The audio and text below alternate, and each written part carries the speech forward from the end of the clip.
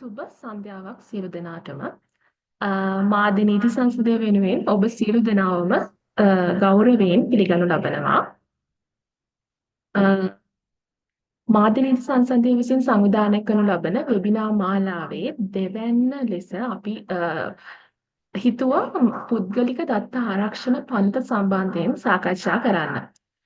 පුද්ගලික දත්ත ආරක්ෂණ පනත ගැන සාකච්ඡා කරොත් 2022 මාර්තු මාසයේ සමතු වුණු මෙම පනත ක්‍රියාත්මක වීම අධීර කිහිපයක් යටතේ ක්‍රියාත්මක වීමට නියමිතව තිබුණත් ඒ අනුව 2025 වර්ෂයේදී ඒක සම්පූර්ණයෙන්ම ක්‍රියාත්මක වීමට නියමිතව තිබුණා. කෙසේ නමුත් පාර්ශවකරුවන් මේ පනත සම්බන්ධයෙන් නියාමන අවශ්‍යතා සමග පෙළ ගැස්වීමට යම් කාලයක් අවශ්‍යයි කියලා තීරණය කරලා මේක මාස 6කින් මේ පනත ක්‍රියාත්මක වීම කල් දැමීමක් සිදු වුණා. මේ මාස 6කින් මේ පනත ක්‍රියාත්මක වීම කල් දැමීම සිදු වුණත් නීතිඥවරුන් විදියට ඒ වගේම මාධ්‍යවේදීන් සාමාන්‍ය පුද්ගලයන් විදියට අපි මෙම පනත මගින් ස්ථාපිත කරලා තියෙන දත්ත දායකයන්ගේ අයිතිවාසිකම් ඒ වගේම දත්ත පාලකයන්ගේ වගකීම් මේ පනත ක්‍රියාත්මක වන ආකාරය සම්බන්ධයෙන් දැනුවත් වීම ඉතා අවශ්‍ය විදියට මාධ්‍ය නීති සංසදය අපි මෙම වෙබිනාව සංවිධානය කරා. කොහොමද මේ පුද්ගලික දත්ත ආරක්ෂණ පනත ක්‍රියාත්මක වෙන්නේ? ඒ පනත ක්‍රියාත්මක වෙනකොට දත්ත දායකයන්ගේ අයිතිවාසිකම් මොනවාද? මේවා පාලනය වන නීතිය, දණ්ඩන නීතියන් සම්බන්ධයෙන් සාකච්ඡා කිරීමට අප මෙම සාකච්ඡාවෙන් අපි අරමුණු කරගන්නවා. මෙම සාකච්ඡාවට සම්පත්දායකයන් විදියට අපිත් එක්ක සම්බන්ධ වෙනවා Center for Law and Democracy සංවිධානයේ විධායක අධ්‍යක්ෂක ටෝබි මෙන්ඩල් මහත්මයා, ඒ වගේම මහාචාර්ය සනත් විජේසිංහ මහත්මයා, ඒ වගේම ආචාර්ය තුසිත අබේසේකර මහත්මයා මෙම සංවාදයේ මෙහෙයවීම සිදු කරන්නේ මාධ්‍ය නීති සංසදයේ සභාපති නීතිඥ විරංජන හේරත් මහත්මයා විසින්. සාකච්ඡා මණ්ඩපය මෙහෙයවීමට මත්තෙන් පුද්ගලික දත්ත ආරක්ෂණ නීතිය සම්බන්ධයෙන් පවත්නා වූ අන්තර්ජාතික නීතියේ සැකැස්ම කොහොමද කියන එක සාකච්ඡා කිරීමට මම ටෝබි මෙන්ඩල් මහත්මයාට ආරාධනා කරනවා අන්තර්ජාතික නීතියේ දිශානතින් සම්බන්ධයෙන් සාකච්ඡා කරන්න. එතුමාගේ කතාව පමණක් ඉංග්‍රීසි මාධ්‍යයෙන් පැවැත්වෙන අතර සංවාද මණ්ඩපය නැවතත් සිංහල මාධ්‍යයෙන් පවත්වනු ලබනවා. Now I would like to invite Mr. Toby Mendel, Executive Director, Center for Law and Democracy, to share his valuable insights on international dimensions on personal data protection law. Over to you, Mr. Mendel. Okay, great. Thanks so much. I'm going to just try to share my screen, if that's okay. Can you see that? Yeah, we can see that. Okay, great. So I have quite a few slides here. I am going to try to keep to 10 minutes. Unlike last time, I went a little bit over, but and I'm just going to present really an overview because this is a very complicated area with a lot of issues. The slides go into more detail, and I think Domini can share the slides with all of you afterwards. And again, if you have questions or anything, you can ask me. So the core idea behind data protection is that individuals known in the terminology of these laws as data subjects have a right basically to control the collection and use of personally identifying data, i.e. data from which they can personally be identified, so-called personal data. So that's the core driver for all of this. That is enormously broad, since personally identifying data or personal data, I mean, it covers everything. You know, the fact that I'm here giving this presentation, you know, so many things about me that aren't private at all. I mean, this is, you know, not a very private occasion. You know, I don't know how many people are on this discussion. So in a sense, it's much broader than privacy, because privacy only protects private things and not everything. But it's also narrower than privacy because, for example, if I'm sitting in a restaurant with a friend, that's covered by privacy, but it's not, you know, personal data, because it's not data.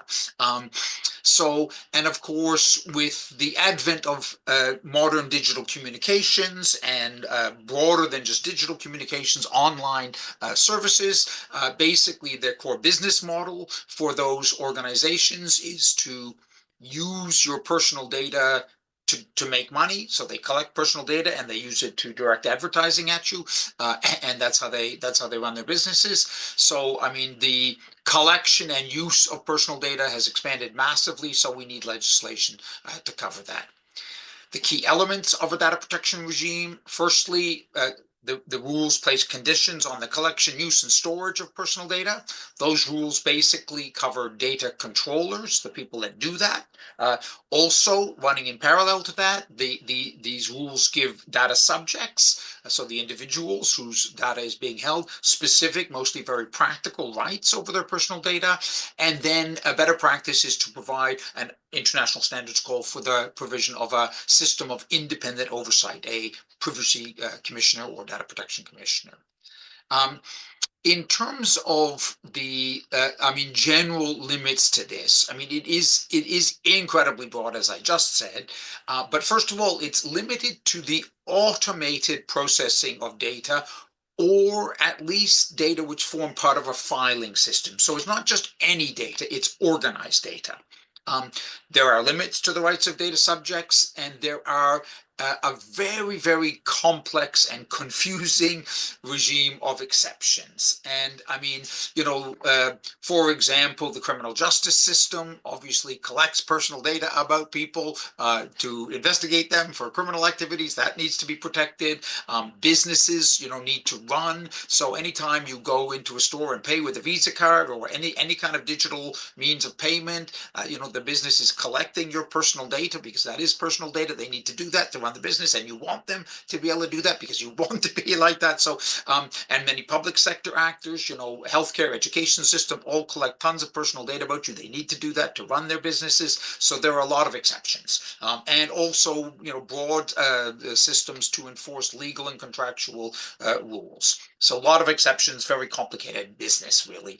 And I just would mention that the General Data Protection Regulation from the European Union is really the kind of the banner line legislation in this area, and it really sets standards which have been adopted around the world. So you see a lot of countries, you know, try to base their legislation on that.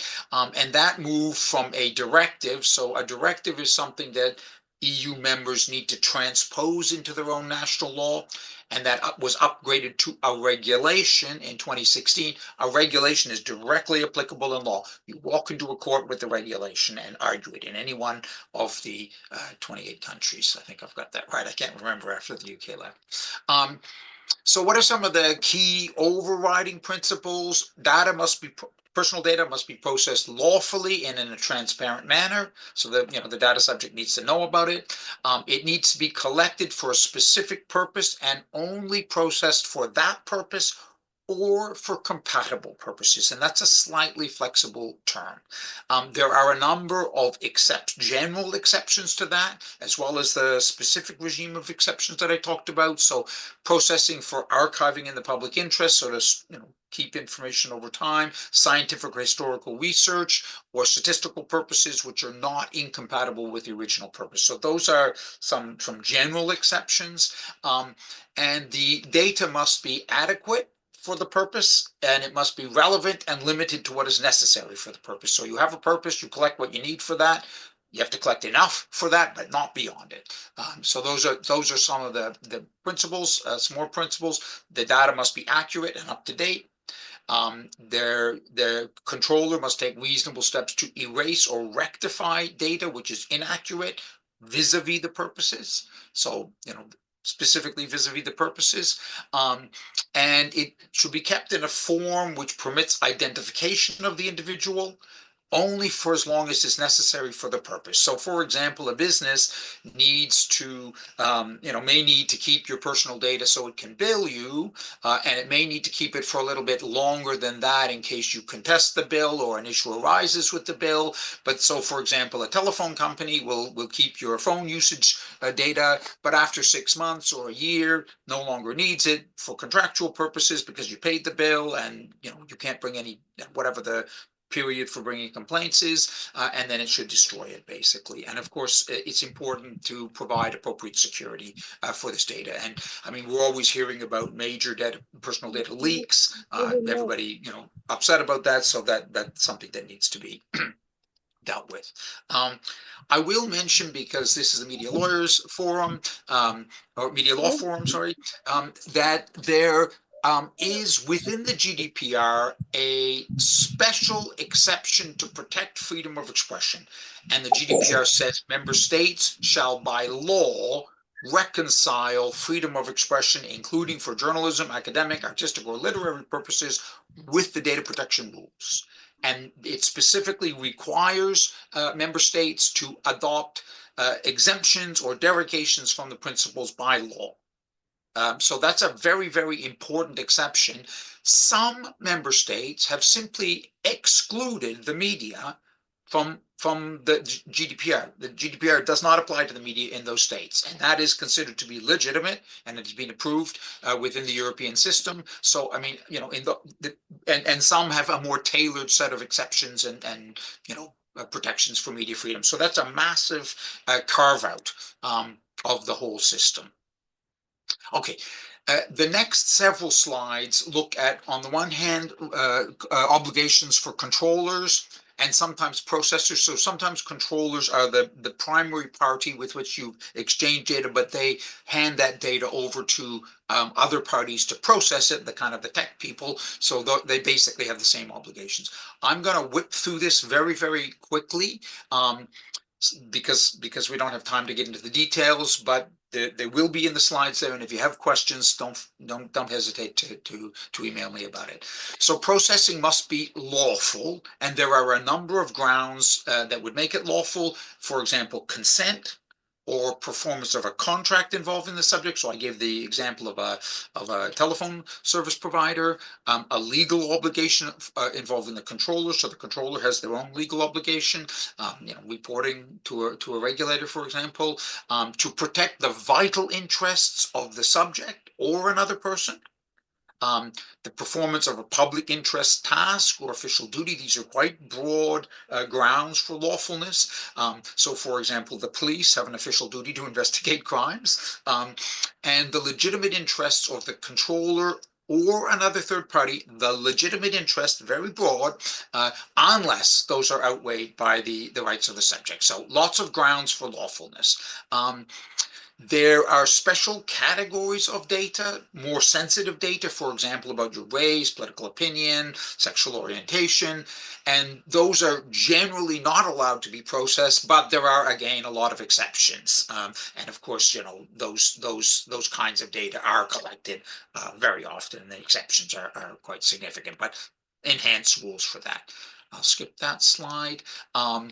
If there's a data breach, the controller must immediately or within 72 hours notify the independent oversight body, so the Data Protection Authority or the Privacy Commissioner or whatever it is, and they must notify the data subject where there is a high risk.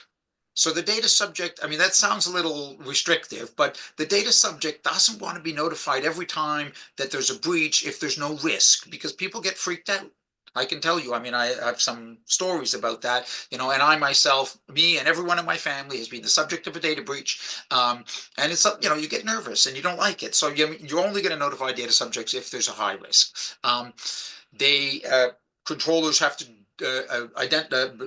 to appoint a data protection officer always where they're a public body, if they undertake regular and systematic monitoring of subjects, so Corner Store doesn't fall within that, but for example, Facebook does, and if they engage in large-scale processing of special categories, and there are significant fines, potential fines for breaches. So for example, in the European, under the GDPR, 10 million euros or 2% of your worldwide revenues, not profits. So, I mean, that's, you know, for a large company, that can be a lot of money. Okay. Rights of data subjects, breezing along here. Transparency, lot of transparency rules. You got to tell data subjects a lot of things. Data subjects have a right to access their data and to have it rectified where it's incorrect or where it's incomplete. So that, you know, you go to the controller, you say, I want to see my data. They got to give you access. You say that's not correct. They've got to correct it. You have a right to be forgotten. So of course, subject to exceptions, for example, contracts and all of the other things. So, but beyond that, you can restrict processing in certain circumstances, and you have the right to data portability. So for example, you know, your health information is held in one place and you want to move it to another place, you can instruct the data controller, transfer that in the proper format over to my new company or my new service provider as it is. Yeah, so and this one I think is kind of interesting, the right not to have a decision based solely on automated processing, which produces legal effects.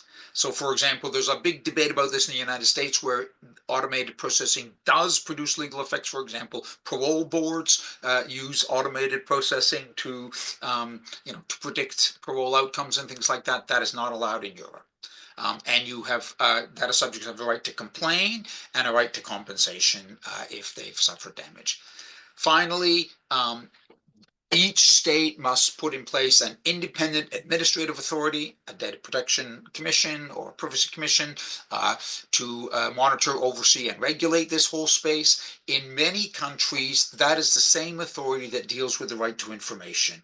So, you know, for example, in South Africa, in the UK, in many countries, it's one body. Here in Canada, we actually have two. We have an information commissioner and a privacy commissioner. So that's another model.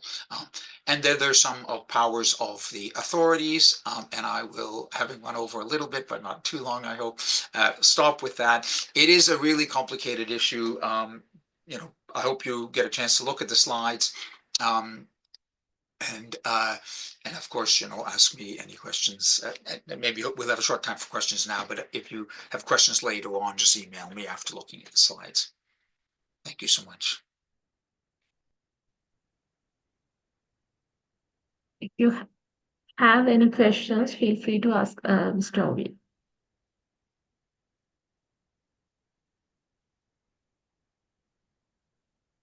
I have one question. Yep, go ahead.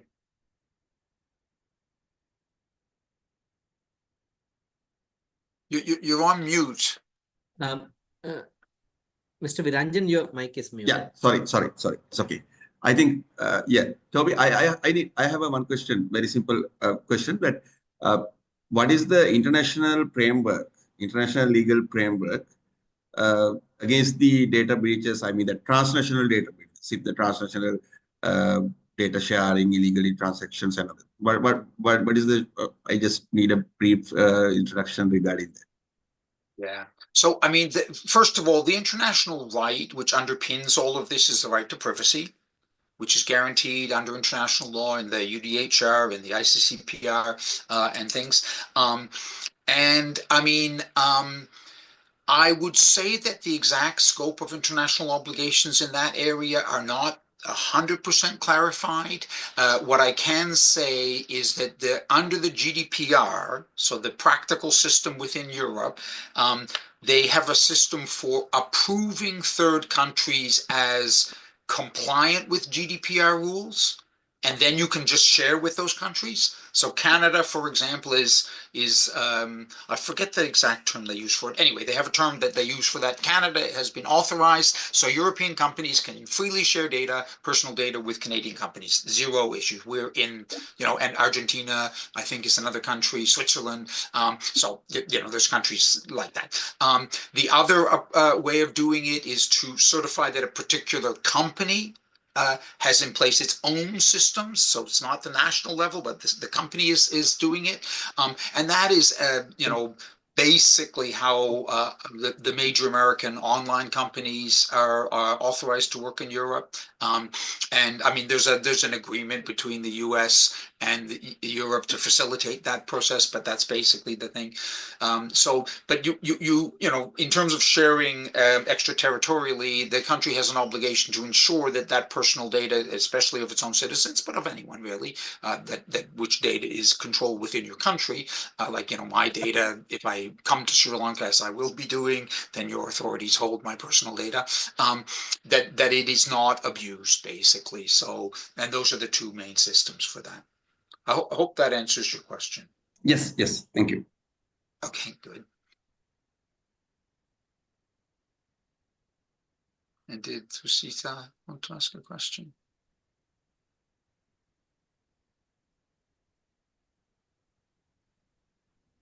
Dinadu?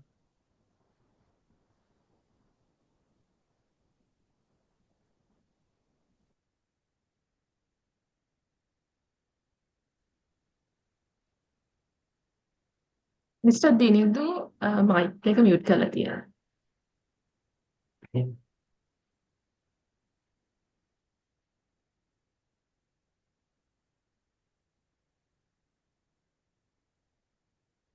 දැන් හරිනේ? Right, super. Sorry. Yeah. So I'll say this thing in English and then I'll move to Sinhala. So we're talking about in the abstract, right? We're talking about the abstract and how we can deal with data breaches. So as of last week, the biggest data breach in Sri Lanka ever has happened. And there is at least 5,000 people's signatures and national ID cards out there in the public now. And 100 and something thousand people have their mobile phone numbers. About 5,000 people have permanent addresses, postal addresses, the way they get to work, ID numbers, spouses' names, a substantial amount of data that's out there. Now, this is the media law forum. So my question is this. My question is, in the absence of a gazette, or rather in the absence of, in the context of the gazette being revoked by the president on the 14th of March, parts 1 to 3 are not in effect of the Personal Data Protection Act. Then is there a case that can be made, obviously under in the office of the minister, not as the president? Is there a case that can be made that by not implementing that specific part within the given 36-month window, that the subject minister has something in the lines of dereliction of duty? මගේ ප්‍රශ්නේ මේකයි. ලංකාවේ වෙච්ච ලොකුම data breach එක, ඉතිහාසයේ වෙච්ච ලොකුම data breach එක ගිය සතියේ වුණා. 5000කගේ ජාතික හැඳුනුම් පත්වල දෙපැත්ත අත්සන permanent address එක ටෙලිෆෝන් numbers තියෙනවා. ලක්ෂයකට එහා කට්ටියකගේ ටෙලිෆෝන් numbers තියෙනවා. තව 5000ක විතර permanent address, postal address, රාජකාරියට එන මෝඩ් එක බස් එකේද කාර් එකේද කෝච්චියේද බයිසිකලයේද කියන එක ඒ විස්තර තියෙනවා. තව 5000ක විතර crib reports තියෙනවා. ලංකාවේ වෙච්ච ලොකුම data breach එක. දැන් ජනාධිපතිතුමා මාර්තු 14 වෙනිදා ගැසට් එකකින් 2024 ජනවාරි 8ද කොහෙද කුමාරි අර 1 2 3 බලාත්මක කළ තිබ ගැසට් එකේ ඒ බලාත්මක කිරීම රිවෝක් කළා මාර්තු 14 වෙනිදා මේ අවුරුද්දේ. දැන් මෙතන ඉන්න නීතිඥයන්ට මට තියෙන ප්‍රශ්නේ, ඒ බලාත්මක කිරීම බල රහිත කරපු එක හින්දා ලක්ෂ ගාණක් ජනතාවට ඒගොල්ලන්ගේ පුද්ගලිකත්වය අහිමි වෙනවා. අඩු ගානේ 5000ක් ජනතාව ලොකු රිස්ක් එකක ඉන්නවා ස්කෑම්ස් වලට අහු වෙන්න. ඒ වගේ ඩෙන්ටිටි තෙෆ්ට් එකටයි. legal argument එකක් කරන්න පුළුවන්ද මාස 36 ඇතුළත පනතේ 1 2 3 කොටස් බලාත්මක කරපු නැති එකෙන් subject මේ විෂය භාර ඇමතිවරයා තමන්ගේ කාර්ය පැහැරහැරලා තියෙනවා කියලා. Thank you. Yes, so I'm gonna respond to that like from the perspective of international standards rather than whether under Sri Lanka law, you know, the minister could be held responsible. And I mean, So if I I can, think I'd actually like, because this is a real life problem, right? So instead of the hypothetical or the abstract, I would genuinely like to see if we can have a realistic conversation about what avenues are available to help find those people recourse. Because right now, 5,000 people's extremely private details are available out. no, I understand. I understand. I mean, I'm not qualified to talk about the procedures under Sri Lankan law. I mean, that's a conversation you would have with yourselves. What I could do, if you want me to, is outline some of the international standards relating to that. Would you like that, or you'd prefer just to have the local conversation? I would genuinely prefer a media law forum legal discussion on what legal strategies can. Sure. Dinidu, we will engage with this discussion a bit later with Dr. Kusita and Dr. Vijay Singh is also there.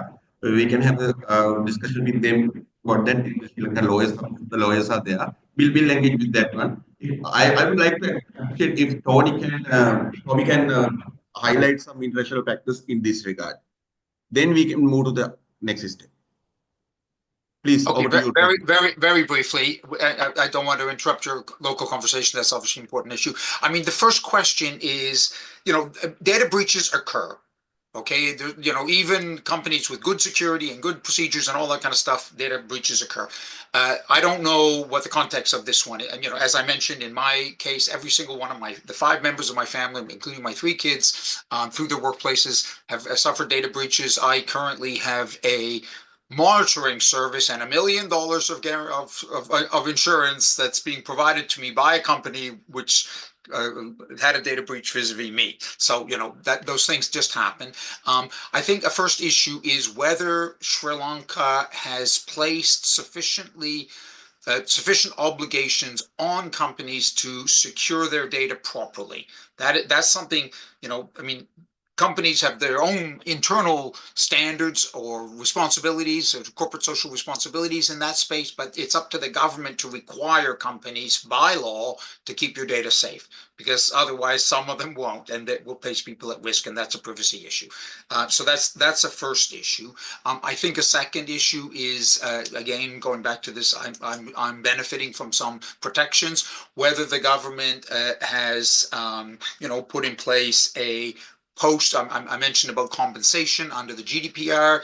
Similarly, in Canada, if somebody you know, has a data breach which puts you at risk, then they need to protect you through insurance and potentially compensation if you suffer actual losses. Again, I think the government has an obligation to require those protections to be put in place, and you could argue that the government has failed in its obligation to protect the rights to privacy against the actions of private actors, what we call the horizontal application of rights. So I think that those would be the 2 areas that I would look at. I don't know what parts 1 to 3 of the act. I haven't studied your act, so I can't talk to that. But those are the general areas where the state needs to protect people by requiring companies to operate properly. And if this was a public sector breach, that's another issue, then of course those same obligations, but much higher. Thank you very much. Thank you very much, Mr. Mendel. It seems there's no any questions, so we concluded. Okay, We truly appreciate your knowledge and your expertise, and thank you very much. See you soon in Sri Lanka. My pleasure, and good luck with your obviously difficult discussions about complex situations. I'll let you continue with that. Take care. Thank you. Hope to see most of you in a few weeks. Thank you, Deborah. Thank you. සංවාද මණ්ඩපයේ ඉදිරියට මෙහෙයවීම සඳහා මම මාධ්‍ය නීති සංසදයේ සභාපති නීතිඥ විරංජන හේරත් මහත්මයාට ආරාධනා කරනවා. ගොන් සියලු දෙනාටම අපි වැඩි වේලාවක් ගන්න නැතුව අප දන්නවා අපි සාමාන්‍ය අපේක්ෂිත කාලයට වඩා වැඩි කාලයක් ගත්තා. ඒ නිසා මම වැඩි කාලයක් ගන්න නැතුව අද මෙම අවස්ථාවට සම්බන්ධ වෙන ප්‍රධාන දේශකයන් දෙදෙනාට ගෞරවයෙන් පිළිගන්නවා. ආචාර්ය තුෂ්ඨ අබේසේකර සහ මහාචාර්ය සනත් විජේසිංහ. ඉතින් ඔබතුමාලා දෙන්නටම ඔබතුමාලගේ කාලය මේකට කැපකිරීම සම්බන්ධයෙන් මාධ්‍ය නීති සංසදය වෙනුවෙන් මම ස්තුතිවන්ත වෙනවා. ඒ වගේමයි සාමාන්‍යයෙන් අපි මේ සංවාදය මූලික වශයෙන් මිනිත්තු 10 වගේ බැගින් කාල සීමාවක් අරගෙන 10ක් උපරිම 15ක් වගේ කාල සීමාවක් අරගෙන මූලිකව මේ නීතිය සම්බන්ධයෙන් සහ මේ නීතිය අනාගතය සම්බන්ධයෙන් සහ මේ තියෙන තත්ත්වය ගැන ඔබ දෙපළගේ මූලික අදහස් දැක්වීමක් කරලා ඉන් අනතුරු අපි ඉතුරු කාල සීමාවේ ප්‍රශ්න වලට යොමු වෙමු කියන එක තමයි අපේ මේකේ සැකැස්ම. මම පළමුවෙන්ම කැමති ආරාධනා කරන්න ආචාර්ය තුෂිත අබේසේකරට මාධ්‍ය නීති සංසදයත් සමග උදිකින් දිගටම පහුගිය කාලේ පුරාම රැඳී සිටියා විවිධ වැඩසටහන් ඔස්සේ. ඉතින් ජයවර්ධන විශ්වවිද්‍යාලයේ නීති ව්‍යාපාර අධ්‍යනාංශයේ නීති අධ්‍යයන ඒකකේ ප්‍රධානී ආචාර්ය තුෂිත අබේසේකරට මම ආරාධනා කරනවා මේ සංවාදයේ මූලික අදහස් දැක්වීමක් කරන්න. මම හිතන්නේ මාව ඇහෙනවා. බෙහෙවින් ස්තුතියි විරංජන්. ඔව් එහෙනම් සියලුම දෙනා ඉතා ආදරෙන් ගෞරවයෙන් පිළිගන්නවා අපේ සාකච්ඡාවට. අපිට අද තියෙන්නේ කතා කරන්න පෞද්ගලික දත්ත ආරක්ෂණ පනතේ භාවිතය පිළිබඳව. මේක සම්බන්ධයෙන් අපි දෙදෙනාම එකතු වෙලා කතා කරන නිසා විශේෂයෙන්ම මහාචාර්ය සනත් විජේසිංහත් එක්කත් මම අද උදේත් කතා කරා අපි මොන කොටස් වලට ගමන් කරමුද කියන එක. අර මට මුලින්ම කතාව යොමු වීමත් එක්ක මම මුල් කොටස ගන්නම්. නමුත් ඇත්තටම එතුමා මුල් කොටස අරගෙන එන්නයි අපි සූදානම් වෙලා තිබුණේ. නමුත් මම ගෙනහැර දක්වන කොටස් වල මම ඉදිරිපත් නොවන කොටස් එතුමා විසින් ඉදිරියේදී කතා කරන්න යෙදේවි. විශේෂයෙන්ම අපි කවුරුත් දන්නවා දත්ත කියන පොදු මාතෘකාව. මම ඊටාම ඉක්මනින් විනාඩි 5ක් විතර පොඩි කාලයක් තුළ ඉක්මනින් මේ පදනම සකස් කරන්නම්. අපි දන්නවා දත්ත කියන ඒකකය ඊටා විශාල පුළුල් ඒකකයක්. දත්ත කියන දේ විවිධ වර්ගීකරණයන්ට ලක් කරන්න පුළුවන්. එක්තරා ආකාරයකට දත්ත හැටියට තියෙනකොට ඒක ඇතුලේ තියෙන කොටසක් හැටියට අපිට personal data එහෙම නැත්නම් පෞද්ගලික දත්ත කියන එක හඳුනා ගන්න පුළුවන්. ඒකත් ඇතුලේ තියෙන අධිසංවේදී දත්ත කොටසක් තමයි sensitive personal data. මේ දත්ත පිළිබඳ එක හැදෑරීමක්, එක වර්ගීකරණයක්. අපි කවුරුත් දන්නවා දත්ත තවත් වර්ගීකරණයකට ලක් කරන්න පුළුවන්. මේක තමයි ජනප්‍රිය සහ ප්‍රසිද්ධ වර්ගීකරණය දත්ත සහ තොරතුරු. එතනදී දත්ත කියලා කියන්නේ raw material එක. එහෙමත් නැත්නම් අමුද්‍රව්‍ය හැටියට භාවිතා කරන දේ. එහි ප්‍රතිඵලයක් හැටියට අවසාන වශයෙන් අප කරා ළඟා වන්නේ තොරතුරු එහෙම නැත්නම් information processed data. ඒ තවත් වර්ගීකරණයක්. මේ මාතෘකාව පුරාම අපි දැනගත යුතු කාරණයක් තමයි personal data. එහෙම නැත්නම් පෞද්ගලික දත්ත කියන්නේ මොකද කියන එක. විශේෂයෙන්ම එංගලන්තයේ පනත ගත්තත් එංගලන්තයේ පනත data protection act එක කතා කරන්නේ personal data පිළිබඳව. අපේ act එක කතා කරන්නේ පෞද්ගලික දත්ත ආරක්ෂණය ගැන. act එකේ නමත් පෞද්ගලික දත්ත ආරක්ෂණය. එතකොට එංගලන්තයේ වචනයටත් වඩා ඉස්සරහට ගිහිල්ලා අපි හඳුනාගෙන තියෙනවා පෞද්ගලික දත්ත ආරක්ෂණය. එහෙම නැත්නම් පෞද්ගලික දත්ත කියන වචනයට පනතේ නම තුලින්මත් අපි ප්‍රමුඛත්වයක් ලබා දීලා තියෙනවා. එතකොට මේ මාතෘකාව පුරාම වඩා වැදගත් වෙන්නේ මේ හඳුනා ගැනීම මොකද්ද? පෞද්ගලික දත්ත කියලා කියන්නේ මොනවද කියන එක. එංගලන්තයේ මේ සඳහා දෙන සරල නිර්වචනය වන්නේ කෙනෙකු හඳුනා ගැනීම සඳහා භාවිතා කළ හැකි ඕනෑම දත්තයක් පෞද්ගලික දත්තයක්. Any data that can be used to identify a living individual. එතකොට සජීවී ඕනෑම කෙනෙක් හඳුනා ගැනීම සඳහා භාවිතා කළ හැකි දත්තයක් personal data එකක් පෞද්ගලික දත්තයක් හැටියට හඳුන්වන්න පුළුවන්. ඒ අනුව නම කෙනෙක් වෙත තියෙන නික්නේම් එකක්, අන්වර්ථ නාමයක්, ඔහුගේ අයගේ දුරකථන අංකය, ලිපිනය, ඊමේල් මේ යෙදුම මේ කියන දේවල් කෙනෙක්ව හඳුනා ගැනීම සඳහා පාවිච්චි කරන්න පුළුවන්. ඒ වගේම තමයි මේක ඇතුලේ තියෙන අධිසංවේදී කොටසක් හැටියට හඳුන්වන මේ sensitive personal data කියන එකටත් නිර්වචනයක් තියෙනවා.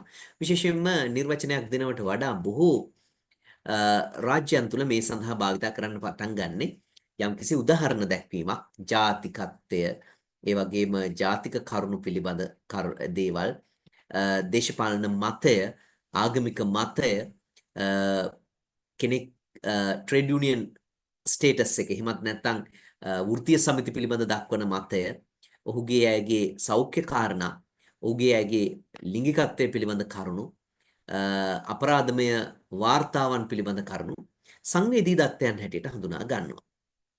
මේ විදිහට තමයි දත්තය වර්ගීකරණය සහ එහි නිර්වචනය අපිට හඳුනා ගන්න ලැබෙන්නේ. විශේෂයෙන් මතක තියාගන්න වැදගත්ම කාරණේ personal data, එහෙම නැත්නම් පෞද්ගලික දත්ත කියන කරුණ. ඒ සරල තේරුම ඕනෑම කෙනෙක් හඳුනාගත හැකි, එහෙම නැත්නම් සජීවී කෙනෙක් හඳුනාගත හැකි ඕනෑම දත්තයක් අපිට මේ නීතියේ කාර්යයන් සඳහා personal data පෞද්ගලික දත්තයක් හැටියට හඳුන්වන්න පුළුවන්. ජාත්‍යන්තරය තුලත් අනිකුත් රටවත් තුලත් මේ sensitive personal data ඇතුළට ගන්න වර්ග අපේ පනතේ 56 වෙනි වර්ගයේනු 56 වෙනි වගන්තිය මගින් අර්ථ නිරූපණය කරනවා special category of personal data හැටියට. ඒ අනුව මේ කැටගරි එක තුල හඳුන්වන දත්තවල සත්‍ය ස්වરૂපය sensitive personal data.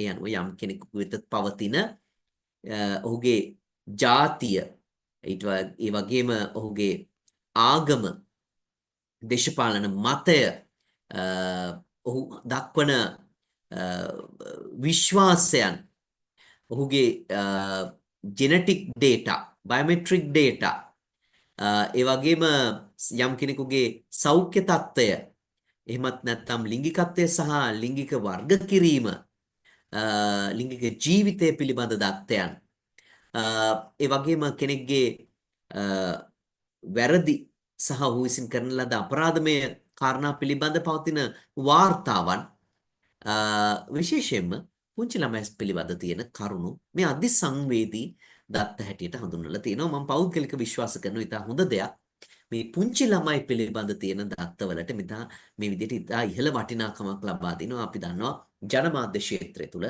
ඉතාම නරක ආකාරයෙන් විශේෂයෙන්ම ප්‍රවෘත්තිවල කොටස්වලට ප්‍රවෘත්තිවල කරුණු බවට පත්වීමෙන් පුංචි ළමයින්ට ඉතා දැඩි අසාධාරණයක් සිද්ධ වෙමින් පවතිනවා ඔවුන් පිළිබඳ දත්ත. එතකොට අපිට දත්ත වර්ගීකරණයේ ජාත්‍යන්තරයේ තියෙන සහ අනිකුත් රටවල් වල තියෙන හැඳින්වීම් ඒවා ලංකාව තුළ නිරූපණය වෙන ආකාරය පිළිබඳ අවබෝධයක් ලබා ගන්න පුළුවන් මේ විදියට. අපේ රටේ නීතිය personal data කොහොමද හඳුන්වන්නේ? අපේ රටේ නීතියේ ඒ කියන්නේ පෞද්ගලික දත්ත ආරක්ෂණ පනත අංක 9 2022 කියන පනතේ 56 වෙනි වගන්තිය සම්පූර්ණයෙන්ම වෙන් වෙන්නේ මේ පනතේ අර්ථ නිරූපණ කාර්යයන් සඳහා. පනත මගින් හඳුනා ගන්නා වචනවල තේරුම පනතේ කාර්යයන් සඳහා නිරූපණය කරන්නේ, නිර්වචනය කරන්නේ 56 වෙනි වගන්තියේ. ඒ අනුව personal data යන්නේ තේරුම සොයා බැලීමටත් අපිට 56 වෙනි වගන්තිය සොයා බලන්න වෙනවා. ඒ අනුව යම්කිසි කෙනෙක් ඍජුවම හෝ වක්‍රාකාරයෙන් හඳුනා ගැනීම සඳහා, එහෙමත් නැත්නම් ඍජු හෝ වක්‍රාකාරයෙන් ඔහුගේ ඇගේ නම, ඒත් වගේම හඳුනාගත හැකි යම්කිසි අංකයක්, ඩෙන්ටිටි කාඩ් නම්බර් එකක් වෙන්න පුළුවන්, ඉන්ඩෙක්ස් නම්බර් එකක් වෙන්න පුළුවන්, මේ ආදී ඕනෑම අංකයක් වෙන්න පුළුවන් හඳුනා ගැනීම සඳහා. ඒ තැනත්තාගේ ආර්ථිකමය කරුණු, මූල්‍යමය කරුණු කියවෙන දත්තයන්, ඔහු ඇයගේ ස්ථානය පිළිබඳ දත්තයන්, ඒ වගේම ඉලෙක්ට්‍රොනික වශයෙන් තියෙන ඩෙන්ටිෆයර් එකක්, ඒ වගේම මනෝවිද්‍යාත්මක, ශාරීරික වශයෙන් තියෙන, ආර්ථිකමය වශයෙන් තියෙන, සංස්කෘතිකමය වශයෙන් තියෙන, සමාජීය වශයෙන් තියෙන හඳුනාගත හැකි දත්තයක් පෞද්ගලික දත්තයක් හැටියට හඳුනා ගන්නවා. එතකොට මේකේ ලංකාවේ නීති විශේෂත්වය ඍජුව හෝ වක්‍රව කියන යෙදුමත් යොදනවා. ඒක නිසා අර කෙනෙක්ගේ නම වගේම අපි වක්‍රාකාරයෙන් පාවිච්චි කරන නික්නේම් එකක් වුණත් මේක තුල හඳුන්වන්න පුළුවන්. මොකද ඒ කෙනාට ඒ නම ඔස්සේ යම්කිසි අනන්‍යතාවයක් ගොඩ නැගෙන නිසා. ඉතින් අපි දන්නවා පාතාලේ සමාජිකයන් ගැන නිවුස් බලනකොට ඕන තරම් ඔවුන්ගේ අන්වර්ථ නාමයන් ප්‍රකාශ වෙනවා. මේ සියලු නාමයන් ඇත්තටම personal data එකක් හැටියට හඳුනා ගන්න පුළුවන්. උදාහරණයක් හැටියට මේ අවස්ථාවේ අපිට දක්වන්න පුළුවන්. ඒ වගේම මේ පනත විශේෂත්වයක් දක්වනවා. ජීවි වගේම මියගිය පුද්ගලයෙකුගේ වුණත් දත්ත ආරක්ෂණයට මේ පනත ඉදිරිපත් වෙනවා. ආරක්ෂා කිරීමට ඉදිරිපත් වෙන එක සුවිශේෂී ලක්ෂණයක්. ඒ වගේම මේ පනත හඳුනාගත හැකි ස්වභාවික පුද්ගලයන් මේ පනත ඔස්සේ ආරක්ෂා කිරීමට අදහස් කරනවා. එතකොට අපේ පනතේ සරලව කිව්වොත් පෞද්ගලික දත්තයක් හැටියට යම්කිසි කෙනෙක්ව හඳුනාගත හැකි ඍජු හෝ වක්‍රව හඳුනාගත හැකි දත්තයක් හඳුනාගෙන තියෙනවා. ඒක සුවිශේෂී ලක්ෂණයක්. පුළුල් නිර්වචනයක් ලබා දෙන බව බැලු බැලමට සඳහන් කරන්න පුළුවන්. පොදුවේ මම කාරණයක් කියන්න කැමතියි. මේ පෞද්ගලිකත්වය කියන කාරණය ගත්තහම ඒක නිර්වචනය කළ නොහැකි එහෙත් අයිතියක් හැටියට ලෝ පුරාම ඉතා ඉහළින් පිළිගන්නා අයිතිවාසිකම. අපේ දත්තාරක්ෂණ පනතේ මුඛ්‍ය පරමාර්ථය එහෙම නැත්නම් මේ අවසාන ප්‍රතිඵලය හැටියට දකින්නේ පෞද්ගලිකත්වය ආරක්ෂා කිරීම තමයි. නමුත් ලෝකේ පුරාම පෞද්ගලිකත්වයත් එක්ක බැඳී තියෙන විශේෂ ලක්ෂණයක් තමයි එය අයිතියක් හැටියට පිළිගත්තාට මා දන්නා පරිදි පිළිගන්නා මට්ටමේ කිසිම රාජ්‍යයක් හෝ ජාත්‍යන්තර ලේඛනයක් ඒ කුමක්ද යන්න නිර්වචනය කරන්න පෙළඹෙන්නේ නැහැ. ඒකට හේතුව ඒ නිර්වචනය කළ නොහැකි නිසා. පෞද්ගලිකත්වයේ කියන දේ සම්පූර්ණ වශයෙන්ම අදාළ පුද්ගලයාගෙන් පුද්ගලයාට ඔහු හෝ ඇය ජීවත් වෙන වටපිටාව සංස්කෘතිය ආගම ඔය කියන වගේ කරුණුත් එක්ක ඉතා දැඩිව බැඳී පවතින නිසා නිශ්චිත නිර්වචනයක් ලබා දීම අපහසු කාරණයක්. මේ බව හොඳින් තහවුරු වෙනවා එක්සත් ජාතීන්ගේ මානව හිමිකම් පිළිබඳ විශ්ව ප්‍රකාශනයේ 12 වෙනි වගන්තිය මේ පෞද්ගලිකත්වයට තියෙන අයිතිය ගැන සඳහන් කරනවා. යුරෝපීය මානව හිමිකම් ප්‍රකාශනයේ 18 වෙනි වගන්තිය එහි උපවගන්ති දෙකක් කරාම ඉතා දැඩිව මානව හිමිකමක් ලෙසම පෞද්ගලිකත්වයේ අයිතිය පිළිගන්නවා. නමුත් මේ කිසිම ලේඛනයක් පෞද්ගලිකත්වය කියන්නේ මොකක්ද කියන එක නිර්වචනය කරන්න යන්නේ නැහැ. මම අර ඉහත සඳහන් කරපු හේතු නිසා. නමුත් නීති පිළිබඳ පර්යේෂණ කරන ලද විද්වතුන් විසින් මේ පිළිබඳව යම් ආකාරයකට පිළිගත හැකි පර්යේෂණ මට්ටමේ නිර්වචනයක් ලබා දෙනවා. විශේෂයෙන්ම වැරන් සහ බ්‍රැන්ඩික්ස් කියන නීතිවේදීන් දෙදෙනා 1990 දී හාවර්ඩ් විශ්වවිද්‍යාලයේ ප්‍රකාශනයකට පර්යේෂණ පත්‍රිකාවක් ඉදිරිපත් කරමින් ඔවුන්ගේ පර්යේෂණය යොමු වන්නේ right to privacy කියන කාරණේ පිළිබඳ ඔවුන් ඒ හරහා යොමු කරනවා පිළිගත හැකි නිර්වචනයක්. ඒ right to be let alone කියලා ඔවුන් හඳුන්වා දෙනවා. කෙනෙකුට තමන්ගේ පාඩුවේ ඉන්න තියෙන අයිතිය වගේ දෙයක් අපිට දැනට හඳුනා ගන්න පුළුවන්. හැබැයි ලෝකේ පුරාම නිශ්චිත නිර්වචනයක් නෛතික ලේඛනයක් මගින් ලබා දෙනවා දකින්න ලැබෙන්නේ නැහැ. හේතුව තමයි එය අපහසු කාරණයක් නිසා. නමුත් ලංකාවේ 2024 අංක 9 දරන මාර්ගගත ක්‍රමවල සුරක්ෂිතභාවයේ පනතේ 20 වෙනි වගන්තියේ 2A යටතේ අපේ රට යම් හොඳ උත්සාහයක් දරලා තියෙනවා. පෞද්ගලිකත්වයේ පිළිබඳ නිර්වචනයක් පිළිගත හැකි ප්‍රශස්ත නිර්වචනයක් ලබා දීම සම්බන්ධයෙන් විශේෂයෙන්ම මේ පනතේ මේක දත්ත ආරක්ෂණ පනත නොවේ. මෙය ඔන්ලයින් සේෆ්ටි ඇක්ට් එක 2024 අංක 9 දරන මාර්ගගත ක්‍රමවල සුරක්ෂිතභාවයේ පනත පිළිබඳ පනතේ 20 වෙනි වගන්තියේ මේ හැරස්මන්ට් එකක් කිරීම සම්බන්ධයෙන් ඔන්ලයින් මාධ්‍ය භාවිතා කොට හැරස්මන්ට් එකක් කිරීම සම්බන්ධයෙන් සඳහන් කිරීමේදී ප්‍රයිවට් ඉන්ෆර්මේෂන් කියන යෙදුම යොදා ගන්නවා. ඒ ප්‍රයිවට් ඉන්ෆර්මේෂන් යන්නේ අදහස් වන්නේ කුමක්ද කියන නිර්වචනය සැපයීමේදී එය සම්පූර්ණයෙන්ම පෞද්ගලිකත්වය නිර්වචනය කරන්න උත්සාහ කරලා තියෙනවා. ඒ අනුව යම්කිසි පුද්ගලයෙක් එයා විසින් හිතනවා නම් යම් තොරතුරක් පෞද්ගලිකව තිබාගත යුතුයයි. මේක වැදගත් දෙයක්. වෙන කවුරුවත් නෙමෙයි මේ පෞද්ගලිකත්වයේ තීරණය කරන්නේ ඔහුමයි. රාජ්‍යයවත් නීතියවත් අධිකරණයවත් ආයතනයක්වත් නෙමෙයි. ඒ පිළිබඳ ඉදිරිපත් වෙන පුද්ගලයාටම පුළුවන් එය මගේ පෞද්ගලික කියලා හිතන්න. මොකද එයා හිතනවා සාධාරණ වශයෙන් එය ප්‍රයිවට් හැටියට තියාගත යුතුයි කියලා. ඉතින් ඒක හොඳ නිර්වචනයක්.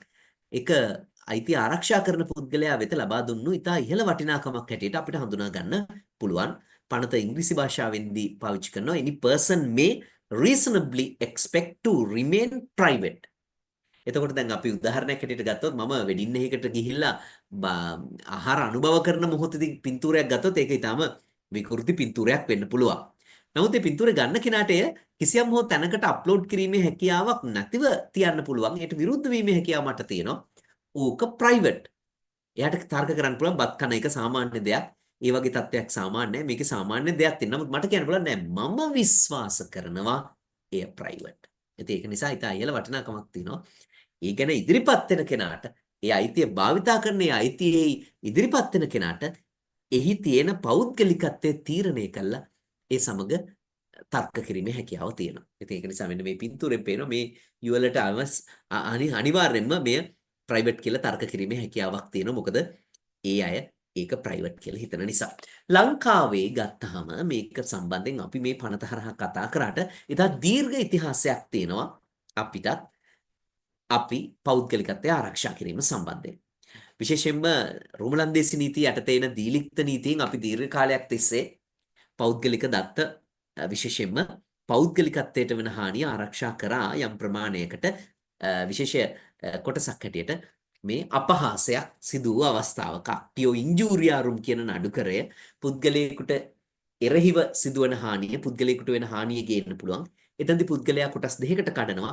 එක්ක භෞතික පුද්ගලයා කකුලක් අතක් පයක් කැඩුනොත් ඒ පුද්ගලයා වන්දි ඉල්ලන එක.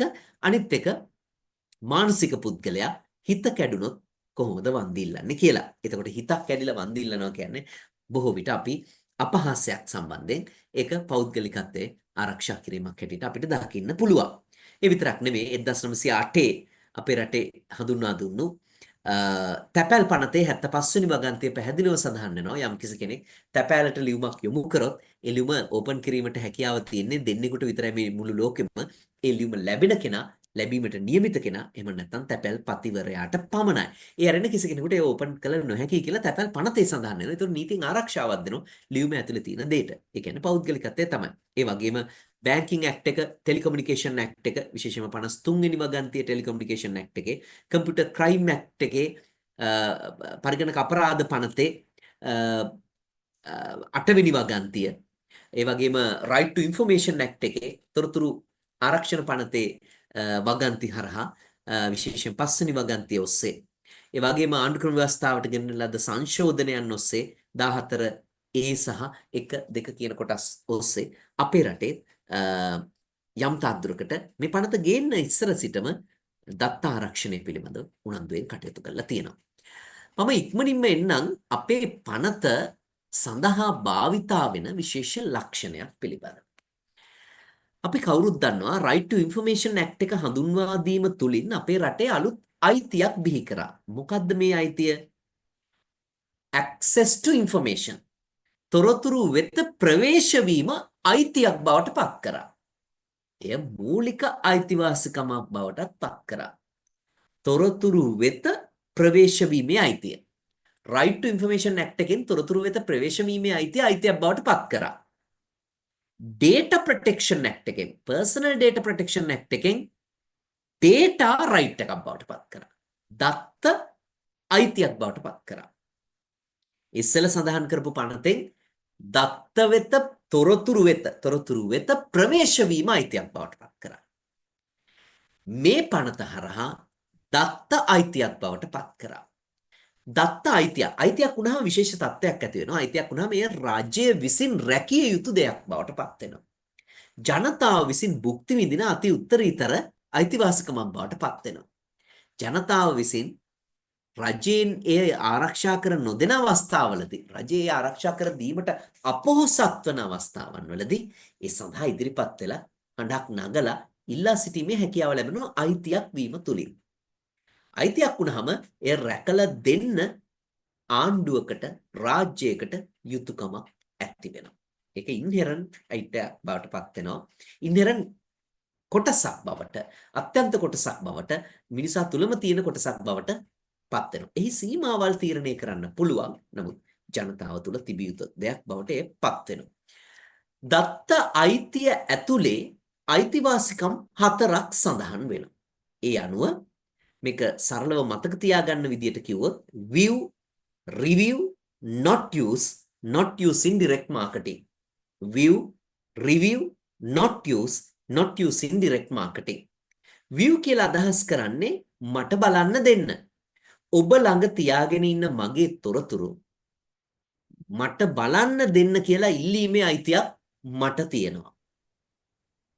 රිවිව් කියලා කියන්නේ ඔබ ළඟ තියෙන මගේ තොරතුරු නිවැරදි කරන්න කියලා ඉල්ලීමේ අයිතියක් මට තියෙනවා. එමෙ ඉල්ලීමට ඔබ අපොහසත් වෙනවා නම් මට පුළුවන් උසාවියට ගිහිල්ලා ඒ ඉල්ලීම උසාවිය හරහා ඉටු කරවා ගන්න. ඒ කාලය තුල ඒ හරහා මට වෙච්ච පාඩුවත් උසාවිය ළමා නියෝගයක් කරා ඉටු කර ගැනීමේ අයිතිය තියෙනවා. එතකොට මේක ඇතුලේ භුක්ති විඳින කොටස් ගණනාවක් ඇතුළත් වෙනවා මේ රිවිව් කියන එක. correct. නිවැරදි කරවා ගැනීමේ අයිතිය. ඒ වගේම තමයි භාවිතා කරන්න එපා කියලා ඉල්ලන්න අයිතියක් තියෙනවා.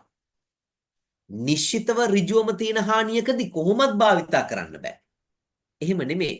potentially cause damage or distress. විය හැකි අනතුරක් සහිතව යම් කෙනෙක් මගේ දත්ත භාවිතා කරනවා නම් එය භාවිතා කරන්න එපා කියන්න මට අයිතිය තියෙනවා. උදාහරණයක් හැටියට මම කෙනෙකුට කියනවා ඔබ මගේ දත්ත තියාගෙන ඉන්නවා. මට ඒක බලන්න දෙන්න. අන්න මම බලනවා view කියන අයිතිය ඉල්ලුවා. දෙවෙනි එක ඔබේ ළඟ මගේ දත්ත තියෙනවා නමුත් ඒවා නිවැරදි නෑ. මේ ළඟදී මම උපාධියක් සම්පූර්ණ කරා. මේ ළඟදී මම පශ්චාත් උපාධියක් සම්පූර්ණ කරා. නමුත් ඒ විස්තර ඔතන නෑ. ඒක හරි ගස්සන්න කියලා ඉල්ලන්න අයිතිය තියෙනවා. තුන්වෙනි කාරණේ තමයි තුන්වෙනි අංග ලක්ෂණය මේ රයිට් එක ඇතුලේ තියෙන ඔබ ඔය දත්ත තියාගෙන ඉන්න විදිය අනතුරු සිදුවිය හැකියි. මගේ දත්ත විනාශ වෙන්න පුළුවන්. වෙන කෙනෙක්ගේ අතටපත් වෙන්න පුළුවන්. ඔබ අවශ්‍ය තාක්ෂණික ක්‍රමවේදයන් හෝ කළමනාකරණ ක්‍රමවේදයන් අනුගමනය කළ නැහැ. ඒක නිසා භාවිතා කරන්න එපා කියන්න අයිතිය තියෙනවා. අවසාන වශයෙන් direct marketing, not used for direct marketing. මගේ දත්ත ඍජුවම අලෙවි කරන කාර්යයන් සඳහා භාවිතා කරන්න එපා කියන්න අයිතිය තියෙනවා. මේක අපිට හොඳට තේරෙන දෙයක්. අපේ දත්ත සෑහෙන ප්‍රමාණයක් අපිට නොදන්වා අලෙවිකරණය සඳහා භාවිතා වෙනවා. පීසා හට් එකකට ගියොත් මම කියන්නේ පීසා විකුණන තැනකට වෙනද නාමයක් නෙමෙයි. ගියොත් එතෙන්දී ආහාරයක් අපි පීසා එකක් ඕඩර් කරන්න හැදුවොත් අපෙන් ඉස්සෙල්ලම අහන ප්‍රශ්නේ සල්ලි තියනවද? කන්න කැමතිද? මොන පීසද කන්න කැමති? ඔය මුකුත් නෙමෙයි ඉස්සෙල්ලම අහන්නේ ටෙලිෆෝන් නම්බර එක මොකක්ද කියන එක. ඒ හරහා ඒ දත්තය අරගෙන අපිට දිගින් දිගටම ඒ පිළිබඳ කරුණු එවන්න පටන් ගන්නවා. අපි අතර ඒ සඳහා කැමැත්ත දීලත් නැහැ. සමහරකට අපිට ඒ හරහා තව පීසා ආයතනවල දත්ත තොරතුරු එන්න පුළුවන්. එතකොට අපිට අයිතියක් තියෙනවා නෑ මගේ දත්ත මේ අලෙවි කරන කාර්යයන් සඳහා භාවිත කරන්න එපා කියන්නේ. එතකොට මේ දත්ත අයිතියක් ඇතුලේ තියෙන 4 වැදෑරුම් අයිතීන් මූලික කරගෙන තමයි පනතක දත්ත අයිතිය ක්‍රියාත්මක වෙන්නේ. අපේ පනත තුල මේ අයිතිවාසිකම් මූලික කරගෙන මේ අයිතිවාසිකම් පෙරදරි කරගෙන දත්ත අයිතිය ක්‍රියාත්මක වෙන ආකාරය දකින්න පුළුවන්. දත්ත අයිතිය ක්‍රියාත්මක වෙන ආකාරය දකින්න පුළුවන්. අපි ඒකත් සිහියේ තියාගෙන ඉස්සරහට යනවා. මේ පනත කාටද අදාළ වෙන්නේ?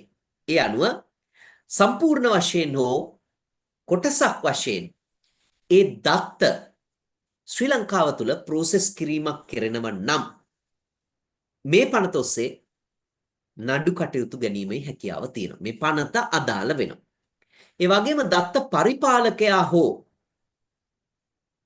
ප්‍රොසෙසර් එක්කෝ ශ්‍රී ලංකාවේ වාසය කරන්නේ නම් එහෙම නැත්නම් ශ්‍රී ලංකාව තුළ මොනෑම් හෝ නීතියක් මගින් ස්ථාපිත ආයතනයක් නම් උදාහරණයක් හැටියට සමාගම් පනත යටතේ ස්ථාපිත සමාගමක් නම් ඔවුන් කරන්නේ දත්ත කාර්යයක් නම් ඒ දත්ත පදනම් කරගෙන භාණ්ඩ හෝ සේවා සැපීම දත්ත ඉලක්කගත කරගෙන තීන්දුව తీරන නිගමන ගැනීමේ ක්‍රියාවලියක නිරත වෙනවා නම් විශේෂයෙන්ම මේ ප්‍රොෆයිලින් කියන ක්‍රියාවලියක නිරත වෙලා තියෙනවා නම් ඉවැලුවේට් කිරීම, ඇනලයිස් කිරීම, ප්‍රෙඩික්ට් කිරීම වගේ කාර්යයක නිරත වෙලා තියෙනවා නම් එම ආයතනයක් එම පුද්ගලයනුත් මේ පනත යටතේ ආවරණය කරනවා.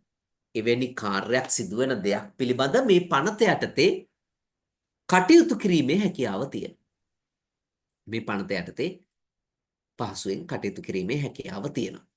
අපි උදාහරණයක් හැටියට ගියොත් අපි සුපර් මාකට් එකකට ගියාම ඔවුන් අපේ ලොයල්ටි කාඩ් එක ඉල්ලනවා. ලොයල්ටි කාඩ් එක හරහා ඔවුන් අපේ දත් එකතු කරගන්නවා. විශේෂයෙන්ම අපේ පාරිභෝගික රටාව එකතු කරගන්නවා.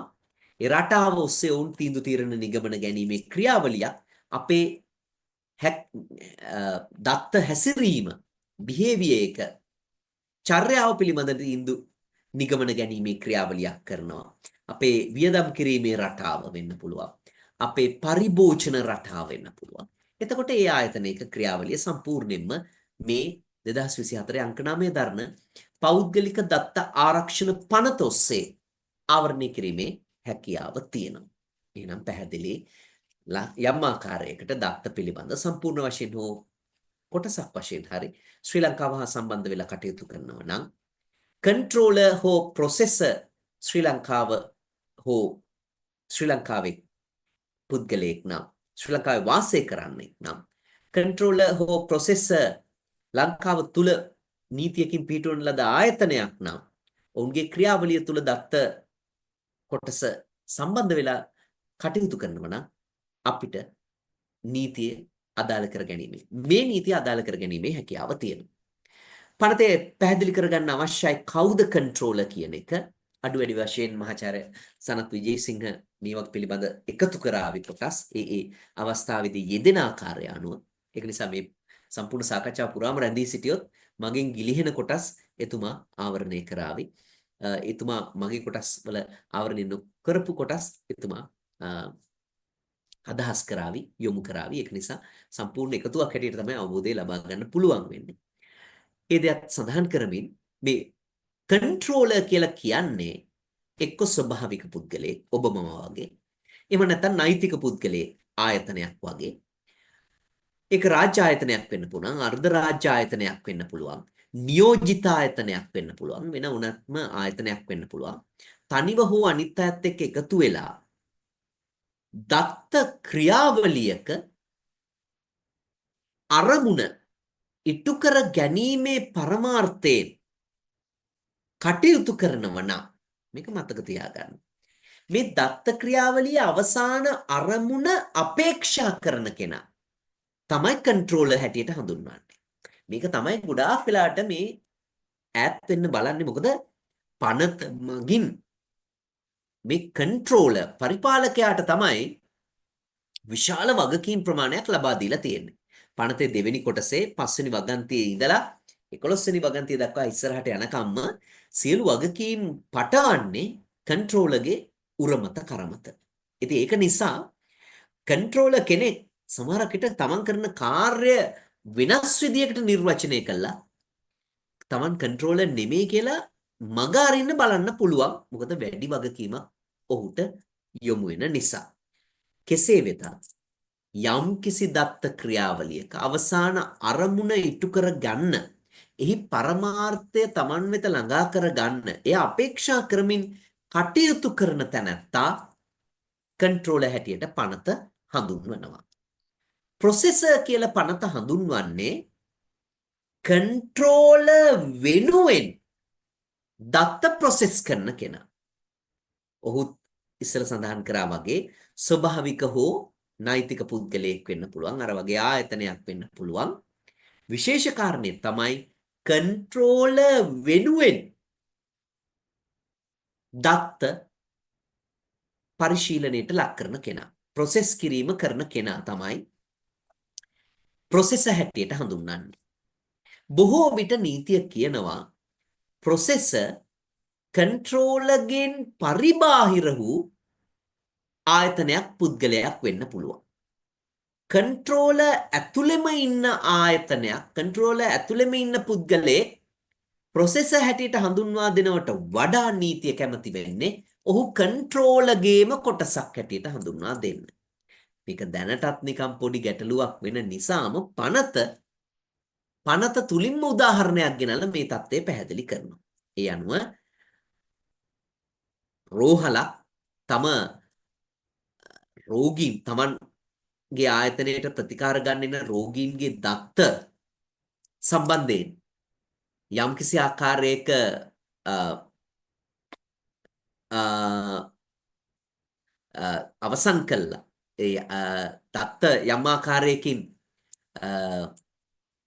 ප්‍රොසෙස් කළා කිරීම සඳහා තව ආයතනයක් පත් කරනම නම් ඒක තුන්වෙනි පාර්ශවයක ක්ලවුඩ් කම්පැනි එකක් වෙන්න පුළුවන්. අන්නේ ආයතනය හඳුන්වනවා සම්පූර්ණයෙන්ම ප්‍රොසෙස් හැටියට. ඒ කාරණය සම්බන්ධීකරණය කරන්න ආයතනයේ තුලම කෙනෙක් පත් කර ගන්නවා නම් ඒ පුද්ගලයා ප්‍රොසෙසර් වෙන්නේ නැහැ. ඔහු තවදුරටත් කන්ට්‍රෝලර්ගේම ඒකකයක් හැටියට හඳුන්වන්න පුළුවන්. right? කන්ට්‍රෝලර්ගේම ඒකකයක් හැටියට හඳුන්වන්න පුළුවන්. එතකොට අපිට මූලික වශයෙන් මේ ප්‍රොසෙසර් සහ කන්ට්‍රෝලර් කියන ආයතන දෙක හඳුනා ගන්න පුළුවන් වෙනවා. මොකද ඒ ආයතන ඒ පුද්ගලයන් දෙදෙනා හෝ ආයතන දෙක මේ පනත පුරාම ඉතා වැදගත් කාර්යභාරයක් කරනවා. අපි ඔතනට ඇවිල්ලා එතන ඉඳලා අපිට ඉස්සරහට ගෙනියන්න පුළුවන් පනත යෙදෙන්නේ කොහොමද කියලා. එතකොට අපි මූලික ආරම්භයක් හැටියට දත්ත හඳුනාගත්තා. පෞද්ගලික දත්ත හඳුනාගත්තා. ඒ personal data, sensitive personal data කියන එකේ කොහෙද තියෙන්නේ කියලා හඳුනාගත්තා.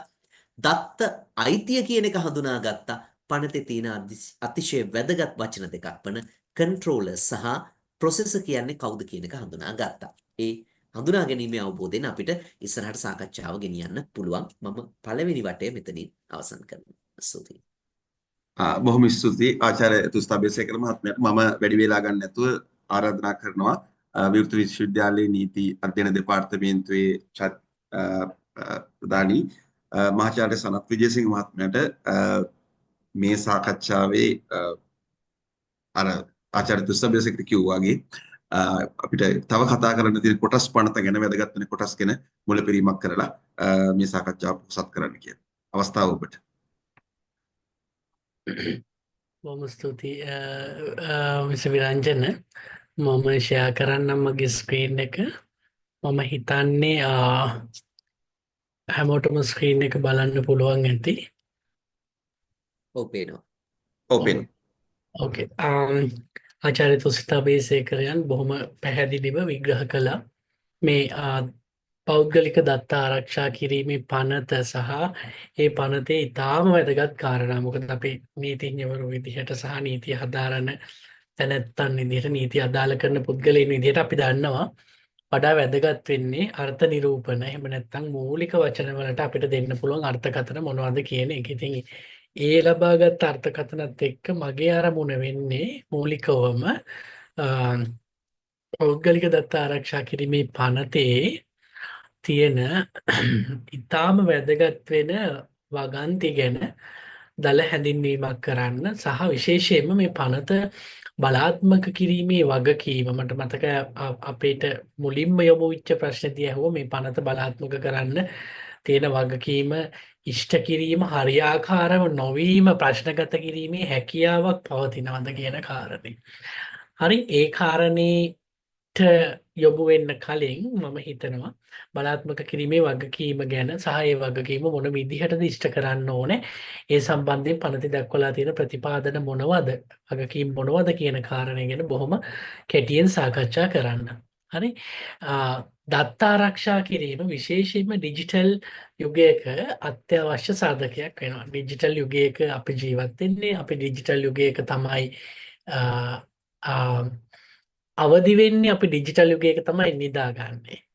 හරි, එතකොට මේ අවදිවීම සහ නිදා ගැනීම අතර විතරක් නෙමෙයි, නිදා ගැනීම සහ අවදිවීම අතර අපේ ජීවිත ඩිජිටල් පරිසරයක් තුළ ඩිජිටල් ක්‍රියාදාමයක් මගින් අපි කැමැත්තෙන් හෝ අකමැත්තෙන් අපි දැනුවත් හෝ නොදැනුවත්ව පාලනය වෙනවා. ඒක තමයි යථාර්ථය.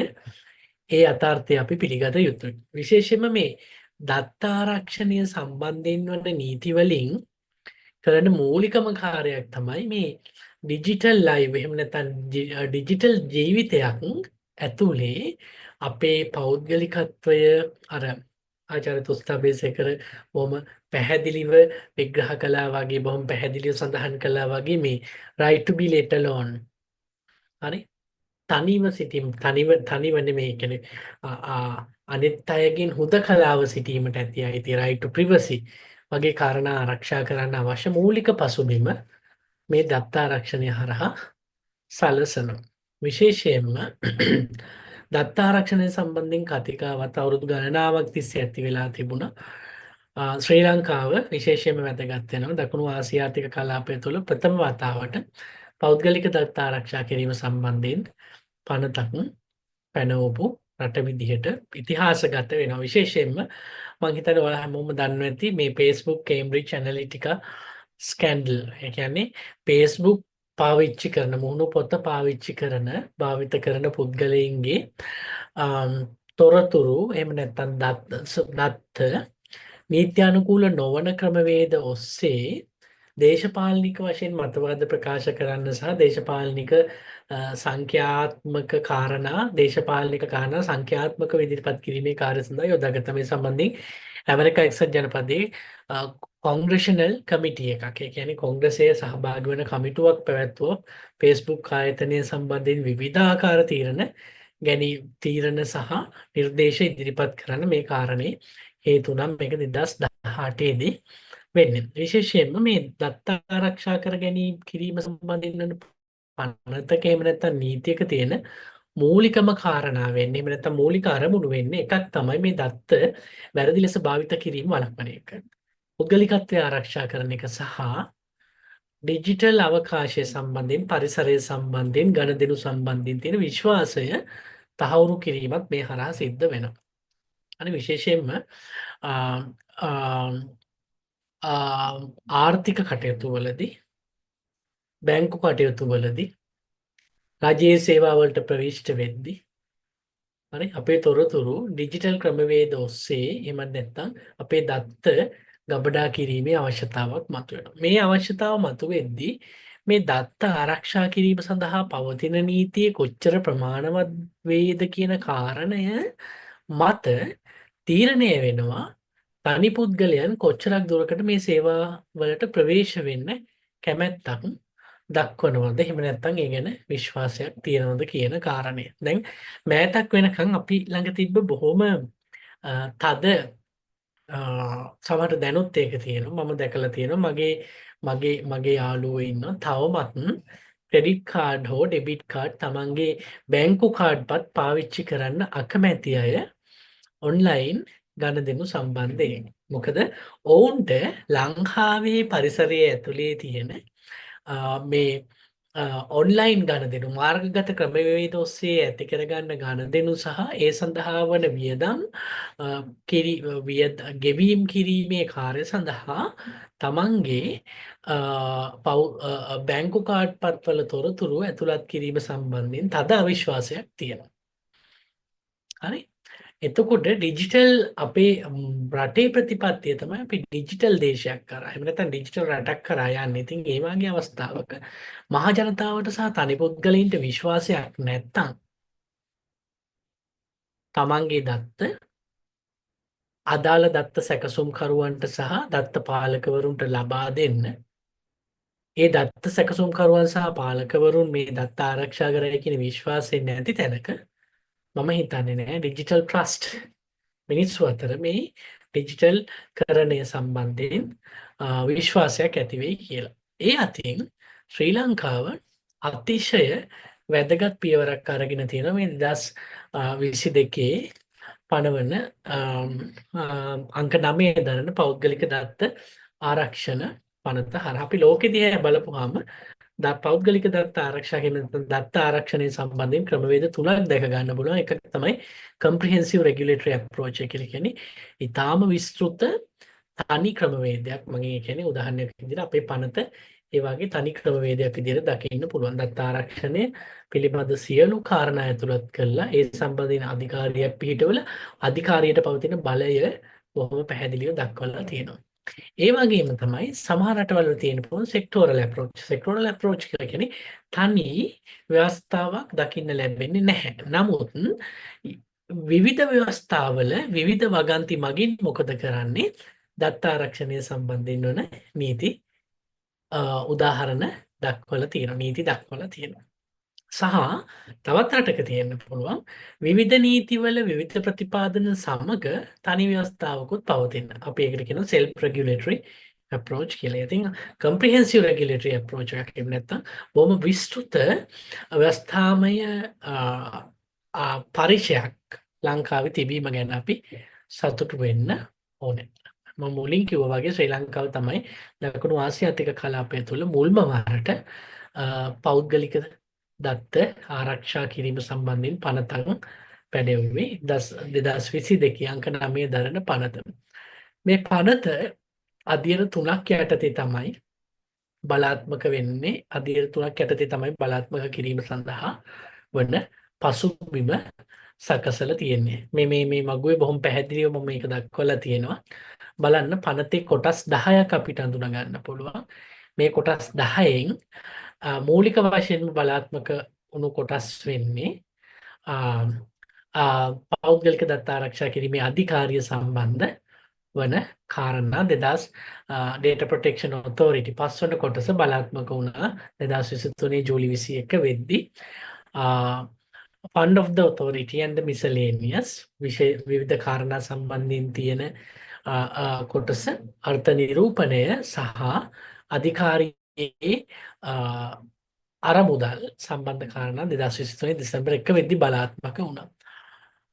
පනතේ 1 2 3 කියන කොටස් තමයි මාර්තු 18 වෙනිදා 2025 මාර්තු 18 වෙනිදා වෙද්දී බලාත්මක විය යුතුව තිබුණේ. නමුත් ජනාධිපති ආදාළ විෂය භාර අමාත්‍යවරයාගේ විශේෂ ගැසට් නිවේදනයක් මගින් මෙම කොටස්වල බලාත්මක භාවය මොකද කරන්නේ තව මාස 6කින් කල් දාලා තියෙන නිසා තව දුරටත් පනත සම්පූර්ණයෙන්ම බලාත්මක වෙලා නැහැ.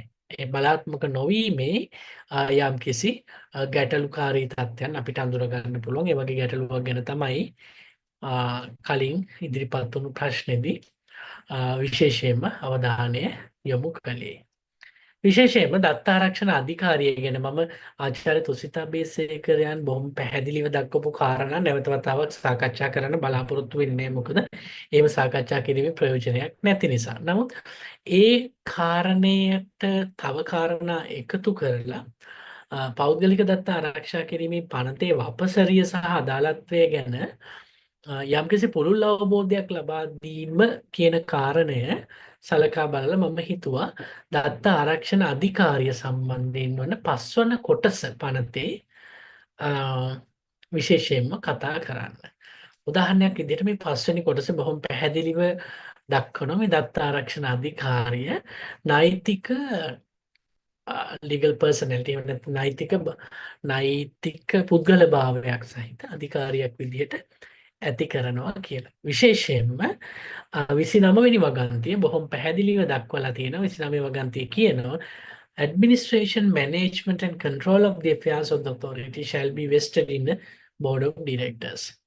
හරි දත්ත ආරක්ෂණ අධිකාරියේ ඉන්නම අධ්‍යක්ෂ මණ්ඩලයක්. ඒ අධ්‍යක්ෂක මණ්ඩලය තමයි මේ අධිකාරිය පාලනය කරන්නේ. විශේෂයෙන්ම අධිකාරියට පත් කිරීම සම්බන්ධයෙන් ජනාධිපතිවරයාට තියෙන බලය 29 3 වගන්තිය දක්වනවා. 29 3 වගන්තිය බොහොම පැහැදිලිව කියනවා ශ්‍රී ලංකාවේ ජනාධිපතිවරයා පුද්ගලයන් 5ක් සහ 7ක් අතර ප්‍රමාණයක් මේ පුද්ගලයන් professional expertise and experience as members of the board.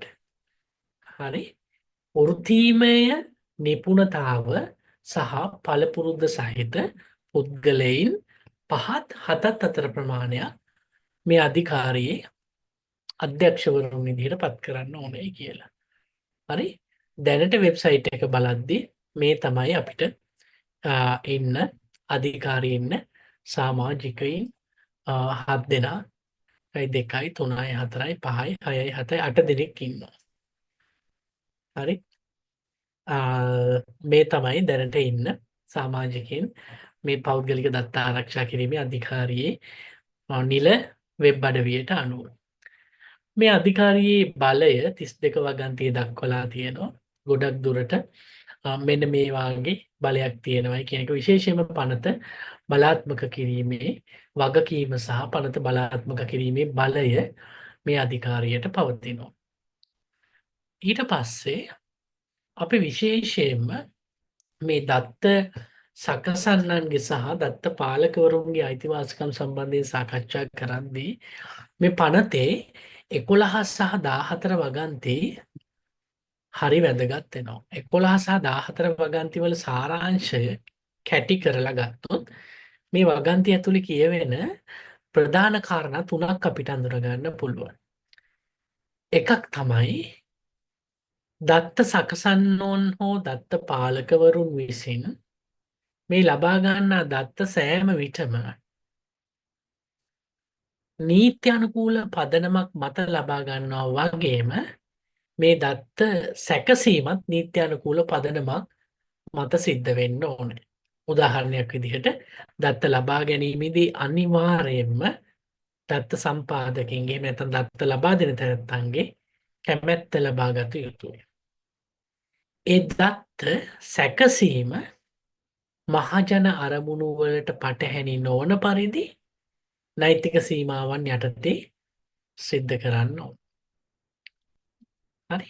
ඊළඟට තමයි data minimization දෙවෙනි principle එකේ නැත්නම් දෙවෙනි මූලධර්මය හැකිතාක් අඩුවෙන් දත්ත ලබා ගන්න ඕනයි කියන කාරණය. කියන්නේ අවශ්‍ය ප්‍රමාණයට හැර වෙන කිසිදු කාරණයක් සඳහා දත්ත එක්රැස් කිරීමට හෝ ගබඩා කිරීමට හෝ හුවමාරු කිරීමට හෝ වෙනස් කිරීමට හෝ අලුත් කිරීමට හැකියාවක් දත්ත සකස් කරන්නන්ට හෝ දත්ත පාලකවරුන්ට නැහැ කියන කාරණය. තුන්වෙනි කාරණය තමයි security measures. දත්ත ගබඩා කිරීමේදී සහ දත්ත සැකසීමේදී විශේෂයෙන්ම සහ දත්ත ළඟ තබා ගැනීමේදී විශේෂයෙන්ම ආරක්ෂිත ක්‍රමවේද අනුගමනය කරන්න ඕනේ කියලා. encryption, access control. දැන් උදාහරණයක් විදිහට one time password අපි දන්නවා OTP. අපි බැංකු කාඩ් එකක් පාවිච්චි කරලා බැංකු කාඩ් පතක් මගින් ගෙවීමක් කරන වෙලාවක සමහරට අපිට හිතෙන්න පුළුවන් මේක කරදරයක් කියලා. සමහර විට අදාළ රහස්‍ය අංක එක්ක ජංගම දුරකථනයට එන්න පුළුවන්. එහෙම නැත්නම් රහස්‍ය අංකය යන්න පුළුවන් ඊමේල් ගිණුමට. එතකොට අපිට සිද්ධ වෙනවා ඊමේල් ගිණුමට ගිහිල්ලා ඒ ලැබෙන රහස්‍ය අංකය අපේ platform එක උඩ ඇතුළත් කරන්න. ඒ ඇතුළත් කරාට පස්සේ තමයි සමහර විට අපිට ගණදෙනු ආරම්භ කරන්න පුළුවන් වෙන්නේ. ඊට පස්සේ නැවත වතාවක් රහස්‍ය අංකයක් ඉල්ලනවා. ඒ ලැබෙන රහස්‍ය අංකය යොදාගෙන තමයි අපිට ගණදෙනුව කරන්න පුළුවන් වෙන්නේ. හරි. මේ වගේ අවස්ථා කිහිපයකදී මේ encryption පාවිච්චි කිරීම තුලින් සිද්ධ වෙන්නේ මොකද්ද? විශේෂයෙන්ම දත්ත සකසන්නෙක් සහ දත්ත පාලකවරයෙකු මගින් දත්ත සඳහා වන අවශ්‍ය ආරක්ෂාව සපයන. ඒ නිසා මේ දත්ත ආරක්ෂාව සම්බන්ධයෙන් වගකීම මූලික වශයෙන් ආචාර්ය තුසිත අබේසේකරන් කිව්වා වගේ දත්ත අයිතියක් කියන පදනම මත දත්ත ආරක්ෂා කිරීමේ වගකීම රජයකට තියෙනවා. නමුත් දැන් අපි ආණ්ඩුක්‍රම ව්‍යවස්ථාව දිහා බලපුවම අපි ආණ්ඩුක්‍රම ව්‍යවස්ථාවේ තුන්වෙනි පරිච්ඡේදය කියද්දි කියන මූලික අයිතිවාසිකම් ආරක්ෂා කිරීමේ වගකීම රජයට තියෙන්නේ කියලා. හැබැයි අපි රාජ්‍ය ප්‍රතිපත්ති මෙහෙයුමේ මූලධර්ම ගැන සාකච්ඡා කරද්දී දකිනවා රාජ්‍ය ප්‍රතිපත්ති මෙහෙයුමේ මූලධර්ම වල ජනතාවගේ අයිතිවාසිකම් වගේ වගකීම් දක්වලා තියෙනවා කියන එක. ඒ නිසා මේ දත්ත ආරක්ෂා කිරීමේ පනතේ ක්‍රියාත්මකභාවය සහ වටිනාකම කියන කාරණා දෙකම රඳා පවතිනවා මහජනතාව තමන්ගේ දත්ත ආරක්ෂා කර ගැනීම සම්බන්ධයෙන් මොනතරම් දුරකට සංවේදීද තමන්ගේ දත්ත ආරක්ෂා කිරීම කර ගැනීම සම්බන්ධයෙන් මොනතරම් දුරකට ඉවසිලිවන්තද කියන කාරණේ.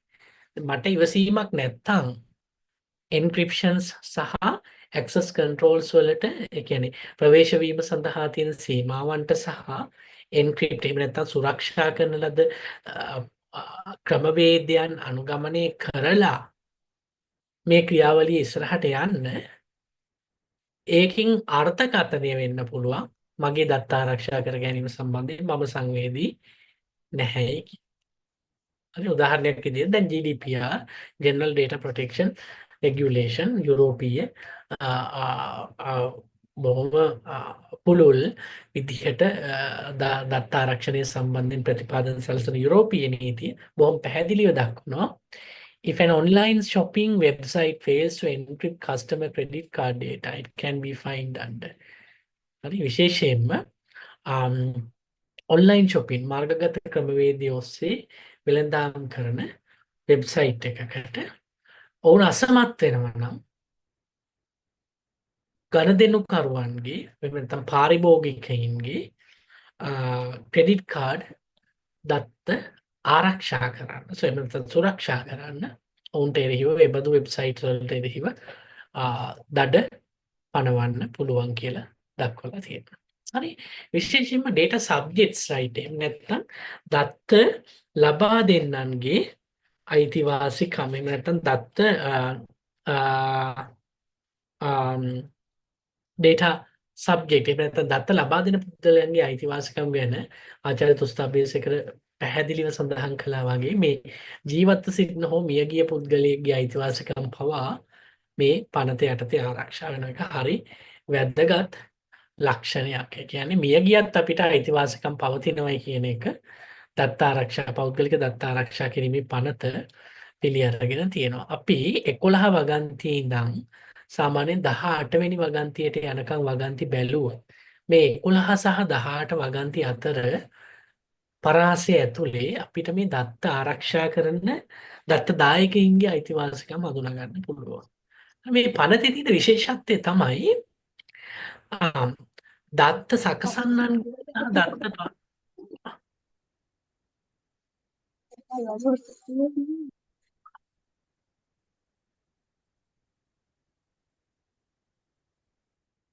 දත්ත සකසන්නන්ගේ සහ දත්ත පාලකයින්ගේ තියෙන යුතුකම් දත්ත සම්පාදකයින්ගේ අයිතිවාසිකම් විදිහට දකින්න පුළුවන්. ඒක හරියටම අර එකම කාසියක දෙපැත්තක් වගේ. හරි. දත්ත සම්පාදකයින්ගේ අයිතිවාසිකම් දත්ත සකසන්නන්ගේ සහ දත්ත පාලකයින්ගේ යුතුකම් විදිහට දකින්න පුළුවන්. උදාහරණයක් විදිහට දත්ත එකතු කරන අවස්ථාවේදී ඒ දත්ත එකතු කරන කාර්ය කුමක් සඳහාද? කොහොමද එකතු කරන්නේ? ඒ දත්ත මොන අරමුණු සඳහාද භාවිතා කරන්න කියන කාරණේ දත්ත පාලකවරයා හෝ දත්ත සකසන්නා විසින් දත්ත සම්පාදකයා වෙත දැනුම් දෙන්න ඕනේ. උදාහරණයක් විදිහට රෝහලක් විසින් රෝගීන්ගේ තොරතුරු සෙන්සිටිව් එහෙම නැත්නම් සංවේදී දත්ත එකතු කරන අවස්ථාවකදී ඒ දත්ත එකතු කරන්නේ කොහොමද? ඒ දත්ත එකතු කරන්නේ මොන කාර්යයක් සඳහාද? ඒ දත්ත භාවිතා කරන්නේ මොන කාර්යයක් සඳහාද කියන කාරණය බොහොම පැහැදිලිව දැනුම් දෙන්න අවශ්‍ය වෙනවා. ඊළඟට 13 වගන්තිය කියනවා right to access. right to access කියලා කියන්නේ එහෙම ලබා දුන්නු දත්තවලට දත්ත සම්පාදකයින්ට ප්‍රවිෂ්ඨ වෙන්න තියෙන අයිතිවාසිකම. හිතන්න මගේ තොරතුරු යම්කිසි දත්ත පද්ධතියක් ඇතුලේ ගබඩා කරලා තියෙනවා. එහෙම අවස්ථාවක ඒ ගබඩා කරලා තියෙන දත්ත මොනවද කියන කාරණේ දැනගන්න ඊට ප්‍රවේශ වීමේ අයිතිය දත්ත සම්පාදකයෙක් විදිහට මට තියෙනවයි කියන කාරණේ බොහොම පැහැදිලිව දක්වලා තියෙනවා. ඊට පස්සේ තවත් කාරණයක් මම හිතන්නේ ආචාර්ය තුසිතාබේසේකරත් මේක පැහැදිලි කළා. right to rectification. අපේ දත්ත ඇතුළත් කරලා තියෙන දත්ත සමහර විට කාලානුරූපීව වෙනස් වෙන්න පුළුවන්. හරි? විවාහක අවිවාහක තත්ත්වය වෙනස් වෙන්න පුළුවන්. හරි? ඊට පස්සේ අපේ රැකියාව සම්බන්ධ තොරතුරු එහෙම නැත්නම් ස්වභාවය වෙනස් වෙන්න පුළුවන්. මේ කාරණා වෙනස් වීමේදී නිශ්චිත විදිහට ඉල්ලීමක් කරලා මේ වෙනස් වීම සැබෑ ලෙසම ගබඩා කරලා තියෙන එහෙම නැත්නම් එකතු කරපු දත්ත ඇතුළේ නිරූපණය කරන්න අයිතියක් තියෙනවා දත්ත සම්පාදකයින්ට. ඒ විතරක් නෙවෙයි යම් කිසි නිශ්චිත සීමාවන්ට යටත්ව මෙහෙම එකතු කරන ලද දත්ත තමන්ගේ පෞද්ගලික දත්ත ආරක්ෂා කිරීමේ පනත යටතේ මකා දැමීමේ අයිතිය එහෙම නැත්නම් මකා දැමීම සඳහා ඉල්ලීමක් කිරීමේ අයිතිය දත්ත සම්පාදකයින්ට තියෙනවා. හැබැයි මතක තියාගන්න අර අපි දන්නවා ආණ්ඩුක්‍රම ව්‍යවස්ථාවේ මූලික අයිතිවාසිකම් පරිච්ඡේදය නැවත වතාවක් උදාහරණයක් විදිහට ගත්තොත් මූලික අයිතිවාසිකම් පරිච්ඡේද 10 11 12 13 14 සහ 14 වගන්ති මගින් මූලික අයිතිවාසිකම් දක්වනවා. ඒ වගේම 15 වගන්තිය මොකද කරන්නේ? තා පැහැදිලිව මේ මූලික අයිතිවාසිකම් පරිච්ඡේදයේ ප්‍රකාශිතව පිළිගන්නා මූලික අයිතිවාසිකම් වලට සීමා දක්වනවා. ඒ වගේම මේ පනත ඇතුලේ විවිධ අවස්ථාවලදී මේ දත්ත සම්පාදකින්ගේ අයිතිවාසිකම් වලට සීමා දක්වලා තියෙන නිසා දත්ත මකා දමන්න තියෙන අයිතිය යම් යම් සීමාවන්ට ලක් වෙනවා. හරි. ඊළඟට මෙන්න මේ 18 වෙනි වගන්තියේ තියෙන දත්ත සම්පාදකින්ගේ අයිතිවාසිකම අතිශය වැදගත් අයිතිවාසිකමක් වෙනවා. මොකද මේ අයිතිවාසිකම right not to be subject to automated decision making. විශේෂයෙන්ම AI තාක්ෂණය කෘත්‍රිම බුද්ධිය හෝ වෙනත් ඒ හා සමාන තාක්ෂණයක් යොදාගෙන මගේ දත්ත ඒ තුලින් සකස් කිරීමට යටත් නොවීමේ අයිතිවාසිකම තියෙනවා කියලා තමයි මේ right not to be subject to automated decision making කියන අයිතිය ඇතුළතදී කියන්නේ. හරි.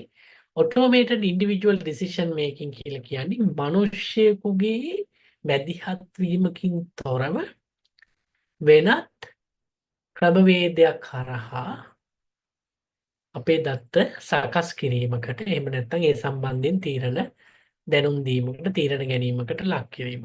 විශේෂයෙන්ම අපි GDPR නැවත වතාවක් GDPR එක දිහාට ගියොත් ඒ කියන්නේ යුරෝපීය සංගමයේ දත්ත ආරක්ෂා කිරීම සම්බන්ධයෙන් මූලිකවම අපි සඳහන් කරන අපිට සඳහන් කරන්න පුළුවන් අම්බ්‍රෙල්ලා ස්ටෑන්ඩඩ් එකක් කියලා. එහෙම නැත්නම් මූලිකම ප්‍රතිපාදන වලට ගියොත් in the EU, users can request Google to remove all or irrelevant personal data from search results, right to be forgotten. හරි. භාවිත කරන්නන්ට පුළුවන් වෙනවා පරණ හෝ අවශ්‍ය නොවන පෞද්ගලික තොරතුරු Google search results, Google සෙවුම් ප්‍රතිඵල වලින් මකා දමන්න කියලා ඉල්ලන්න. හරි. ඊට පස්සේ මේ මම කියපු සීමාවන් අපි සීමා මොනවද කියලා බලමු. ජාතික ආරක්ෂාව, මහජන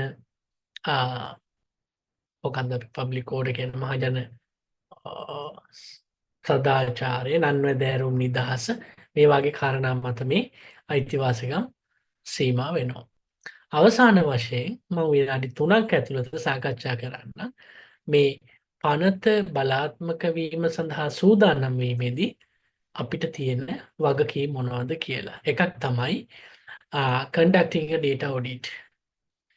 හරි. තමන් ළඟ තියෙන සහ තමන් එකතු කරගන්න යන දත්ත සම්බන්ධයෙන් පැහැදිලි චිත්‍රයක් ආයතනවලට පවතින්න ඕන data දත්ත සම්පාදකයෙකුට හෝ දත්ත රැස් කරන්නෙකුට. ඒ විතරක් නෙමෙයි ආයතනවලට තමන්ගේ ආයතනයට විශේෂීකරණය වෙච්ච දත්ත ආරක්ෂණය කිරීමේ ප්‍රතිපත්තියක් සකසා ගන්න සිද්ධ වෙනවා. ඒ විතරක් නෙමෙයි දත්ත ආරක්ෂා කිරීම සඳහා වන ක්‍රමවේද ඇති කරගන්න වෙනවා.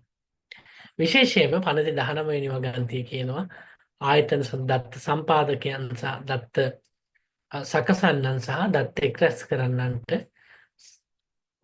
data protection officer දත්ත ආරක්ෂණ නිලධාරියෙක් හරියට අර තොරතුරු දැනගැනීමේ පනත යටතේ බිහි කරපු තොරතුරු නිලධාරියාට සමාන දූරයක් ඇති කරන්න වෙනවා. ඒ වගේම තමයි තමන්ගේ සේවකයින්ට දත්ත ආරක්ෂා කිරීම සම්බන්ධයෙන් වන නිසි අවබෝධය ලබා දෙන්න සිද්ධ වෙනවා. හරි.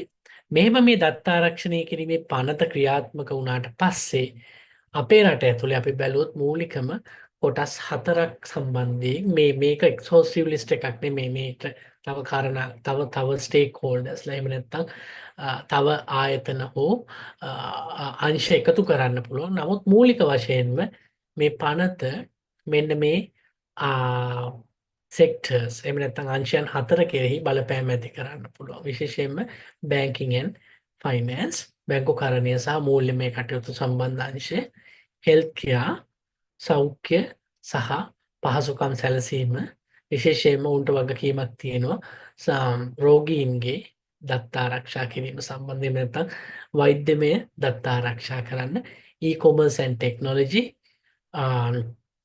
ඉලෙක්ට්‍රොනික් වාණිජ්‍ය ගණදෙනු සහ තාක්ෂණය සම්බන්ධ ක්ෂේත්‍රය සහ පබ්ලික් සෙක්ටර් විශේෂයෙන්ම රජයට පෞද්ගලික දත්ත ආරක්ෂා කිරීමේ වගකීමක් පැවරෙනවා සහ විශේෂයෙන්ම ඒ සම්බන්ධයෙන් කටයුතු කරන්න සිද්ධ වෙනවා. ඉතින් අපි පනත සම්පූර්ණයෙන්ම බලාත්මක වීමෙන් පස්සේ බලාපොරොත්තු වෙන්නේ මෙන්න මේ කාරණා ඉෂ්ට වෙයි කියලා සහ අවසානයේ අපි ඩිජිටල් ශ්‍රී ලංකාවක් කරා යෑමේ අභිමතාර්ථය එහෙම නැත්නම් ඒ කාරණය සම්පූර්ණ කරගන්න තමයි බලාපොරොත්තු වෙන්නේ. හරි ඔන්න ඔය කාරණා ටික තමයි මට අවධාරණය කරන්න අවශ්‍ය වුණේ. මම හිතනවා කතා කරපු කාරණා ඩොක්ටර් තුසිත් අබේසේකර කතා කරපු කාරණාත් එකට එකතු කරපුවාම එක්තරා දුරකට සම්පූර්ණ චිත්‍රයක් මේ දත්ත ආරක්ෂණය සම්බන්ධ පනත සහ එහි බලාත්මක භාවය සම්බන්ධයෙන් ඔබට ලැබෙන්නට ඇති කියලා. බොහොම ස්තුතියි. බොහොම ස්තුතියි මහාචාර්ය සනත් විජේසිංහ මහත්මයාට. ඇත්තටම අපි දන්නවා දැන් මේ වගේ පනතක් මේක අලුත් පනතක් අර කිව්වා වගේ දකුණු ආසියාවේ පළවෙනි වතාවට තමයි ලංකාව මේ වගේ පනතක් ගෙනාවේ. මේ වගේ පසුබිමක් ඇතුලේ අපිට බෑ මේ ඊටාම කෙටි වේලාවක් ඇතුළත පැයකමාරක් විතර වගේ කාලයක් මෙතනට ගත කරලා තිනවා මේ වගේ පනතක් සම්පූර්ණ වූ එකක් කරන්න. ඉතින් අපිටත් ඇත්තටම අදහස් වලින් මේක අපි දන්නවා නීති ශාස්ත්‍රයේ මාධ්‍ය ශාස්ත්‍රයේ මේ සියලු දෙනාටම අලුත් අත්දැකීමක් අලුත් පනතක්. එතකොට ඒ ගැන තාමත් විවිධ ඩිස්කෂන්ස් යනවා. ඒ ගැන තියෙන අදහස් දැක්වීම් තියෙනවා මත දැක්වීම් තියෙනවා. සාමාන්‍යයෙන් අපි මේක මේ Zoom එක අපි කරන්නේ පැය එකයි කාලක් විතර වගේ කාලයක් තමයි වෙන් කරන්නේ. දැන් අපි දැනටම මම හිතන පැයකමාරකට වැඩි කාලයක් ගිහිල්ලා.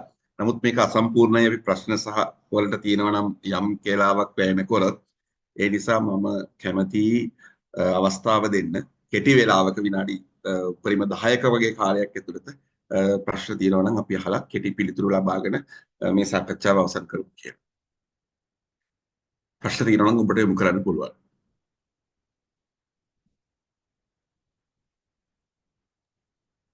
බොහොම ස්තුතියි සර්. මම මේ ප්‍රශ්නයක් යොමු කරන්නම් ඇහෙනවද? ඔව් ඔබ ඇහෙනවා කියන්න. මම බුද්ධික කතා කරන්නේ මම ආචාර්ය කුස්තාපේසේකර සර්ගෙන් අහන්න බලාපොරොත්තු වෙනවා. law enforcement authorities ඒ කියන්නේ රජයේම ආයතන විසින් යම් ආරක්ෂක කටයුතු සඳහා මේ පුද්ගලයන් පරීක්ෂා කිරීම ඒ පුද්ගලයන් සම්බන්ධ පරීක්ෂා කිරීම වලදී ඔවුන් සතුව තියෙන විශේෂම මොබයිල් ෆෝන් වල වගේ තියෙන data සම්බන්ධයෙන් ඔවුන්ගේ සුරක්ෂිතභාවය ඒ තොරතුරු ලබා ගැනීමේදී කොහොමද මේක බලාත්මක වෙන්නේ, මේකේ බලපෑම කොහොමද කියලා කෙටියෙන් විස්තර කරලා දුන්නොත් බොහොම ස්තුතිවන්ත වෙනවා සර්. ඔව් බුද්ධික හොඳ ප්‍රශ්නයක් ඇහුවේ.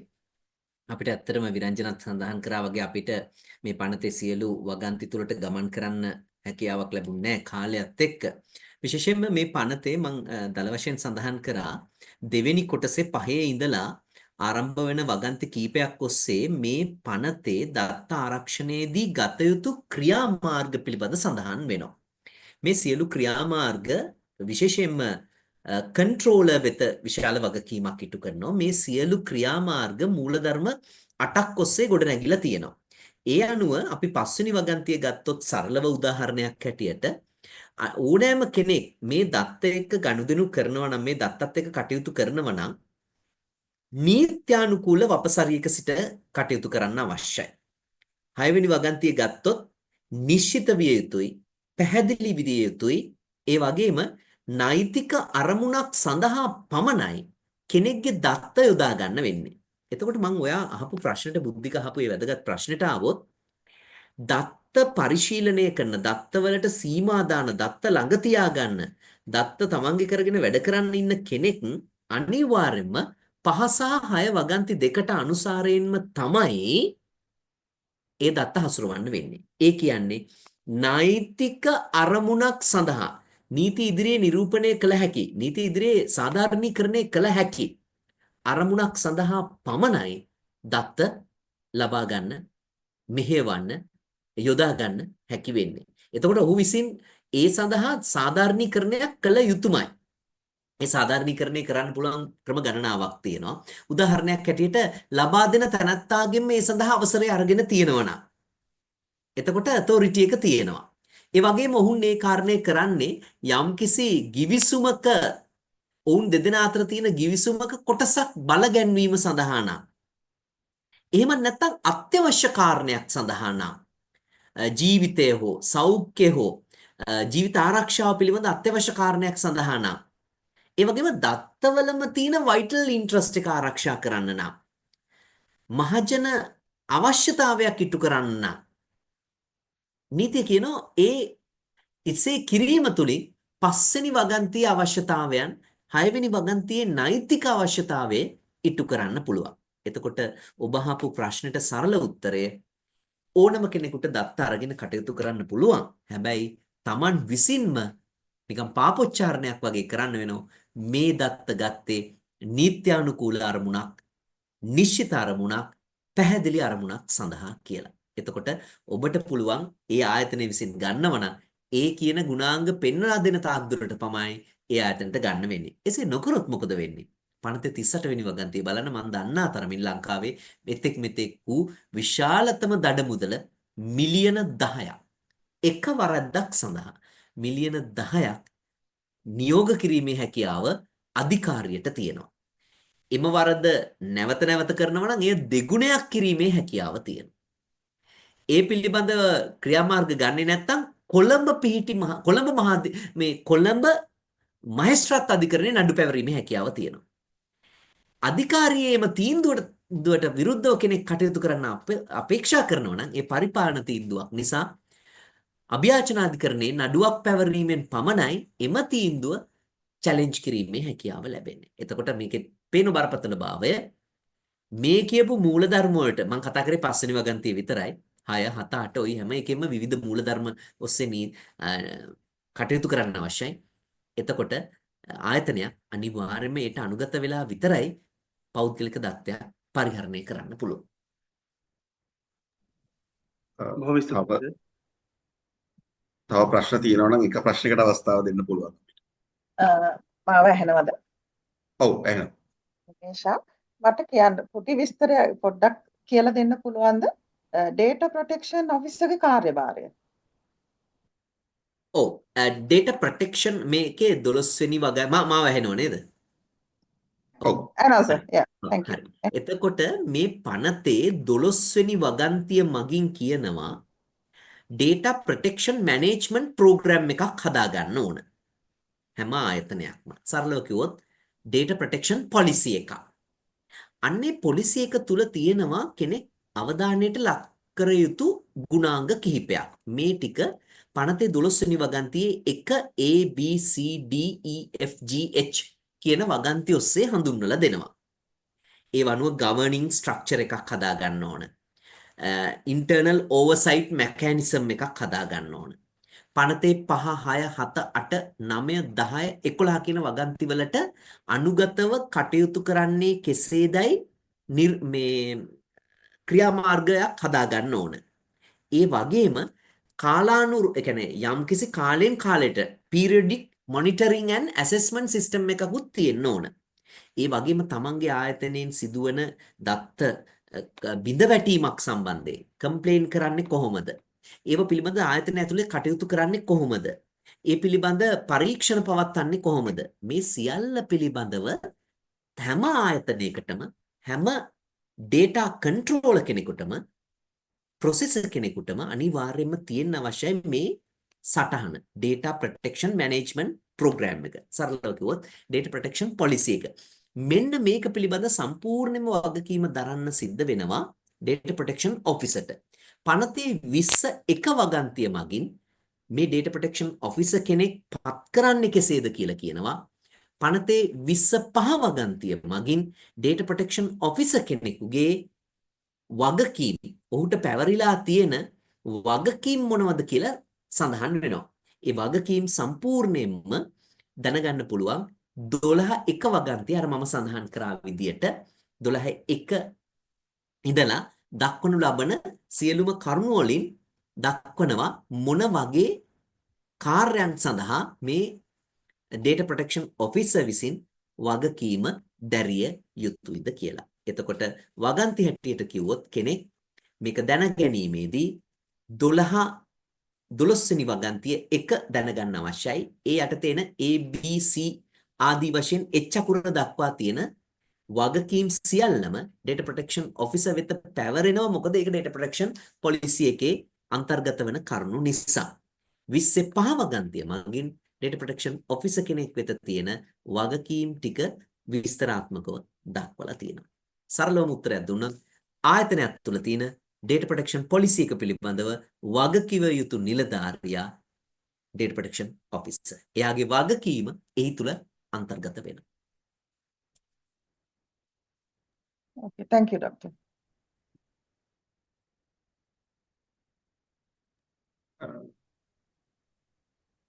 තව එක ප්‍රශ්නයකට ඕනනම් අවස්ථාව දෙන්න පුළුවන්. ඒ අතරේ මේ දිනිදු ආයත් අර තමන් මත කරපු ප්‍රශ්නෙට උත්තරයක් මේවා කරලා තියෙනවා. මේ මගෙන් අහලා තියෙන එකට මොකක්ද හරි පැහැදිලි උත්තරේ කියන එක. මට يعني මමත් මගේ තියෙන අවබෝධය හැටියට මම කියන්නේ ඒක විධායකයේ ක්‍රියාවක් හැටියට සලකලා යම් ආකාරයකට ඕනම් මූලික අයිතිවාසිකම් ප්‍රතිසමක් ගොනු කරන්න බැරිකමක් නැහැ. ඒ වගේ එකක් අධිකරණයෙන් තීන්දුව කරයි. මම හිතන්නේ ඉතින් ඉහාට උත්තරයක් දෙන්න මගේ දැනීමේ හැටියට ඒ කියන්නේ ජනාධිපතිවරයා ඒ ගත්ත ගැසට් වියදෙන් තුළ මේක පත් කිරීම ප්‍රමාද වීම සම්බන්ධයෙන් වගකීමක් පවරනවා නම් අපිට ඒ අප්‍රෝච් එක ඇරෙන්න මට මේ වෙලාවේ මගේ මතකයට ඉන්නේ මේ වගේ ක්‍රමවේදයක් කරා තමයි අපිට ඒක ගැන මතයක් විමසන්න සහ තීරණයක් ගන්න වෙන්නේ. ඒ ඇරෙන්න මම හිතන්නේ මේ පණතේ වෙන විදියක ප්‍රතිපාදනයක් අපිට හොයාගන්න පුළුවන් වෙයි කියලා. මම නිවැරදිද දන්නේ නැහැ. මට හිතෙන දේ මම කැමතියි ඔබ දෙපළට එකට යමක් අදහසක් කරන්න තියෙනවා.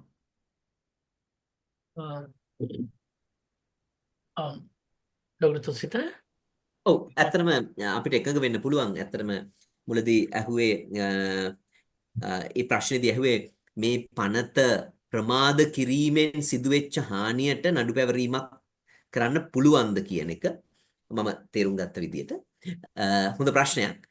ඇත්තටම මෙහෙමයි මේ පනත නියමිතව තිබුණේ සම්පූර්ණ වශයෙන් බලගන්වන්න ප්‍රොෆෙසර් සමීර ඉතාම පැහැදිලිව දැක්වූ විදිහට මාර්තු මාසයේ 18 වෙනිදාට.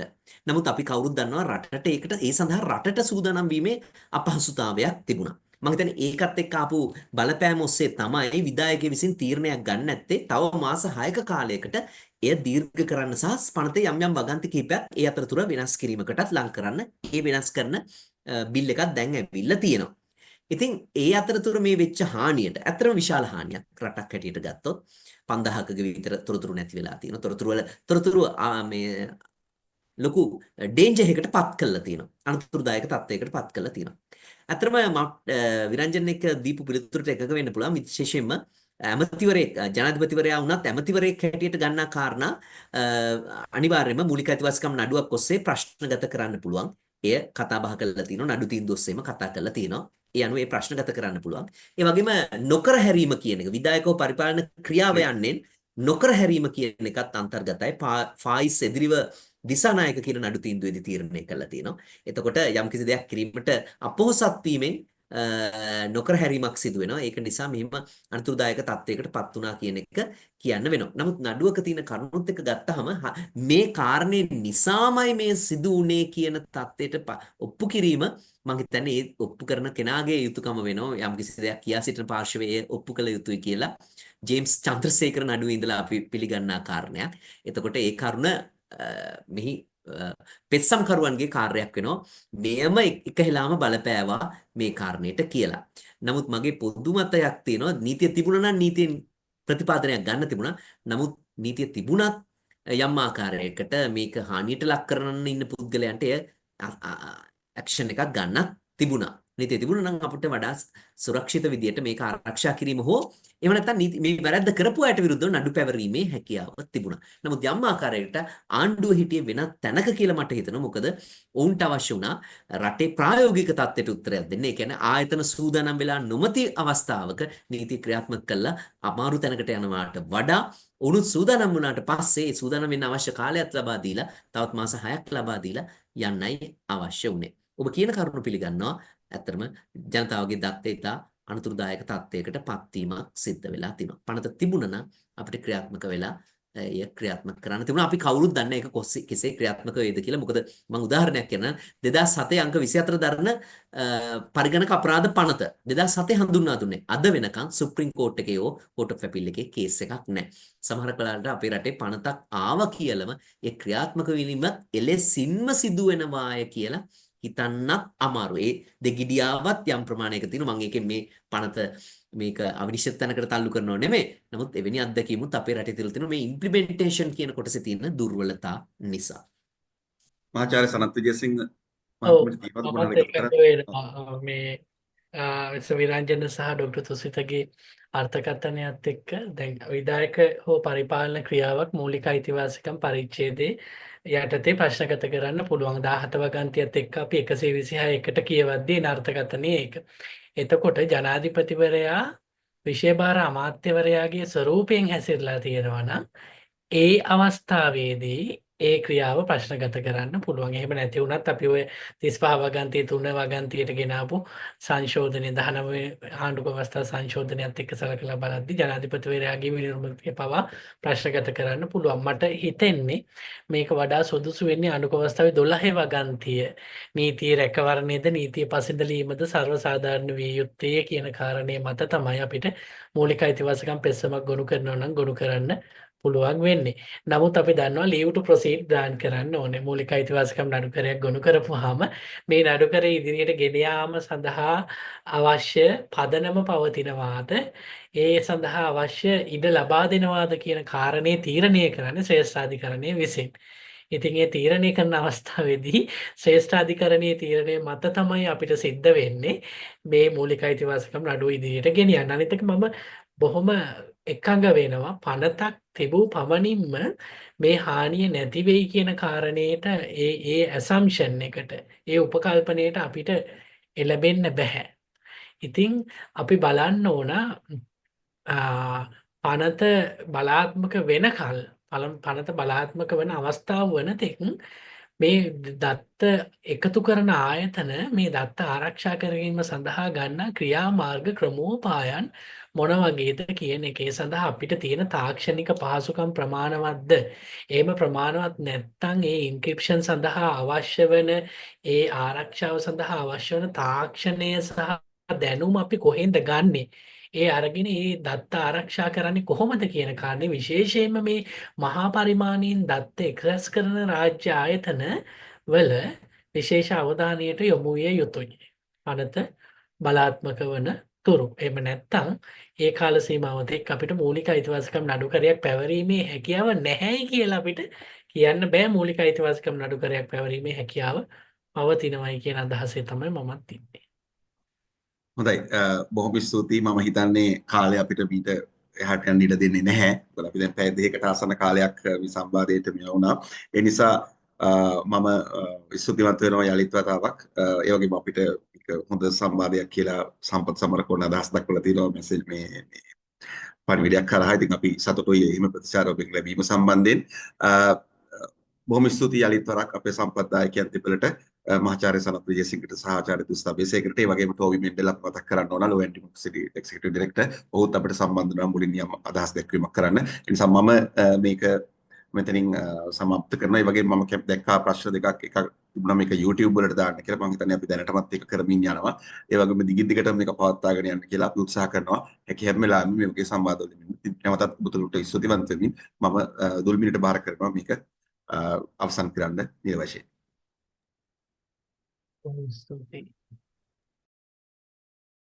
ස්තුතියි පුරා පැය දෙකකට අධික කාලයක් අපිත් එක්ක සම්බන්ධ වෙලා සම්බන්ධයක වශයෙන් මහාචාර්ය සනත් විජේසිංහ මහත්මයාට ඒ වගේම ආචාර්ය තුසිත අබේසේකර මහත්මයාටත් ඒ වගේම මධ්‍ය සංසදයේ සභාපති නීතිඥ විරංජන හේරත් මහත්මයාටත් බොහොම ස්තුතියි. ඒ වගේම අපිත් එක්ක එකතු වෙන ඔබටත් නැවත වාරයක් මම ස්තුතිය පළ කරනවා.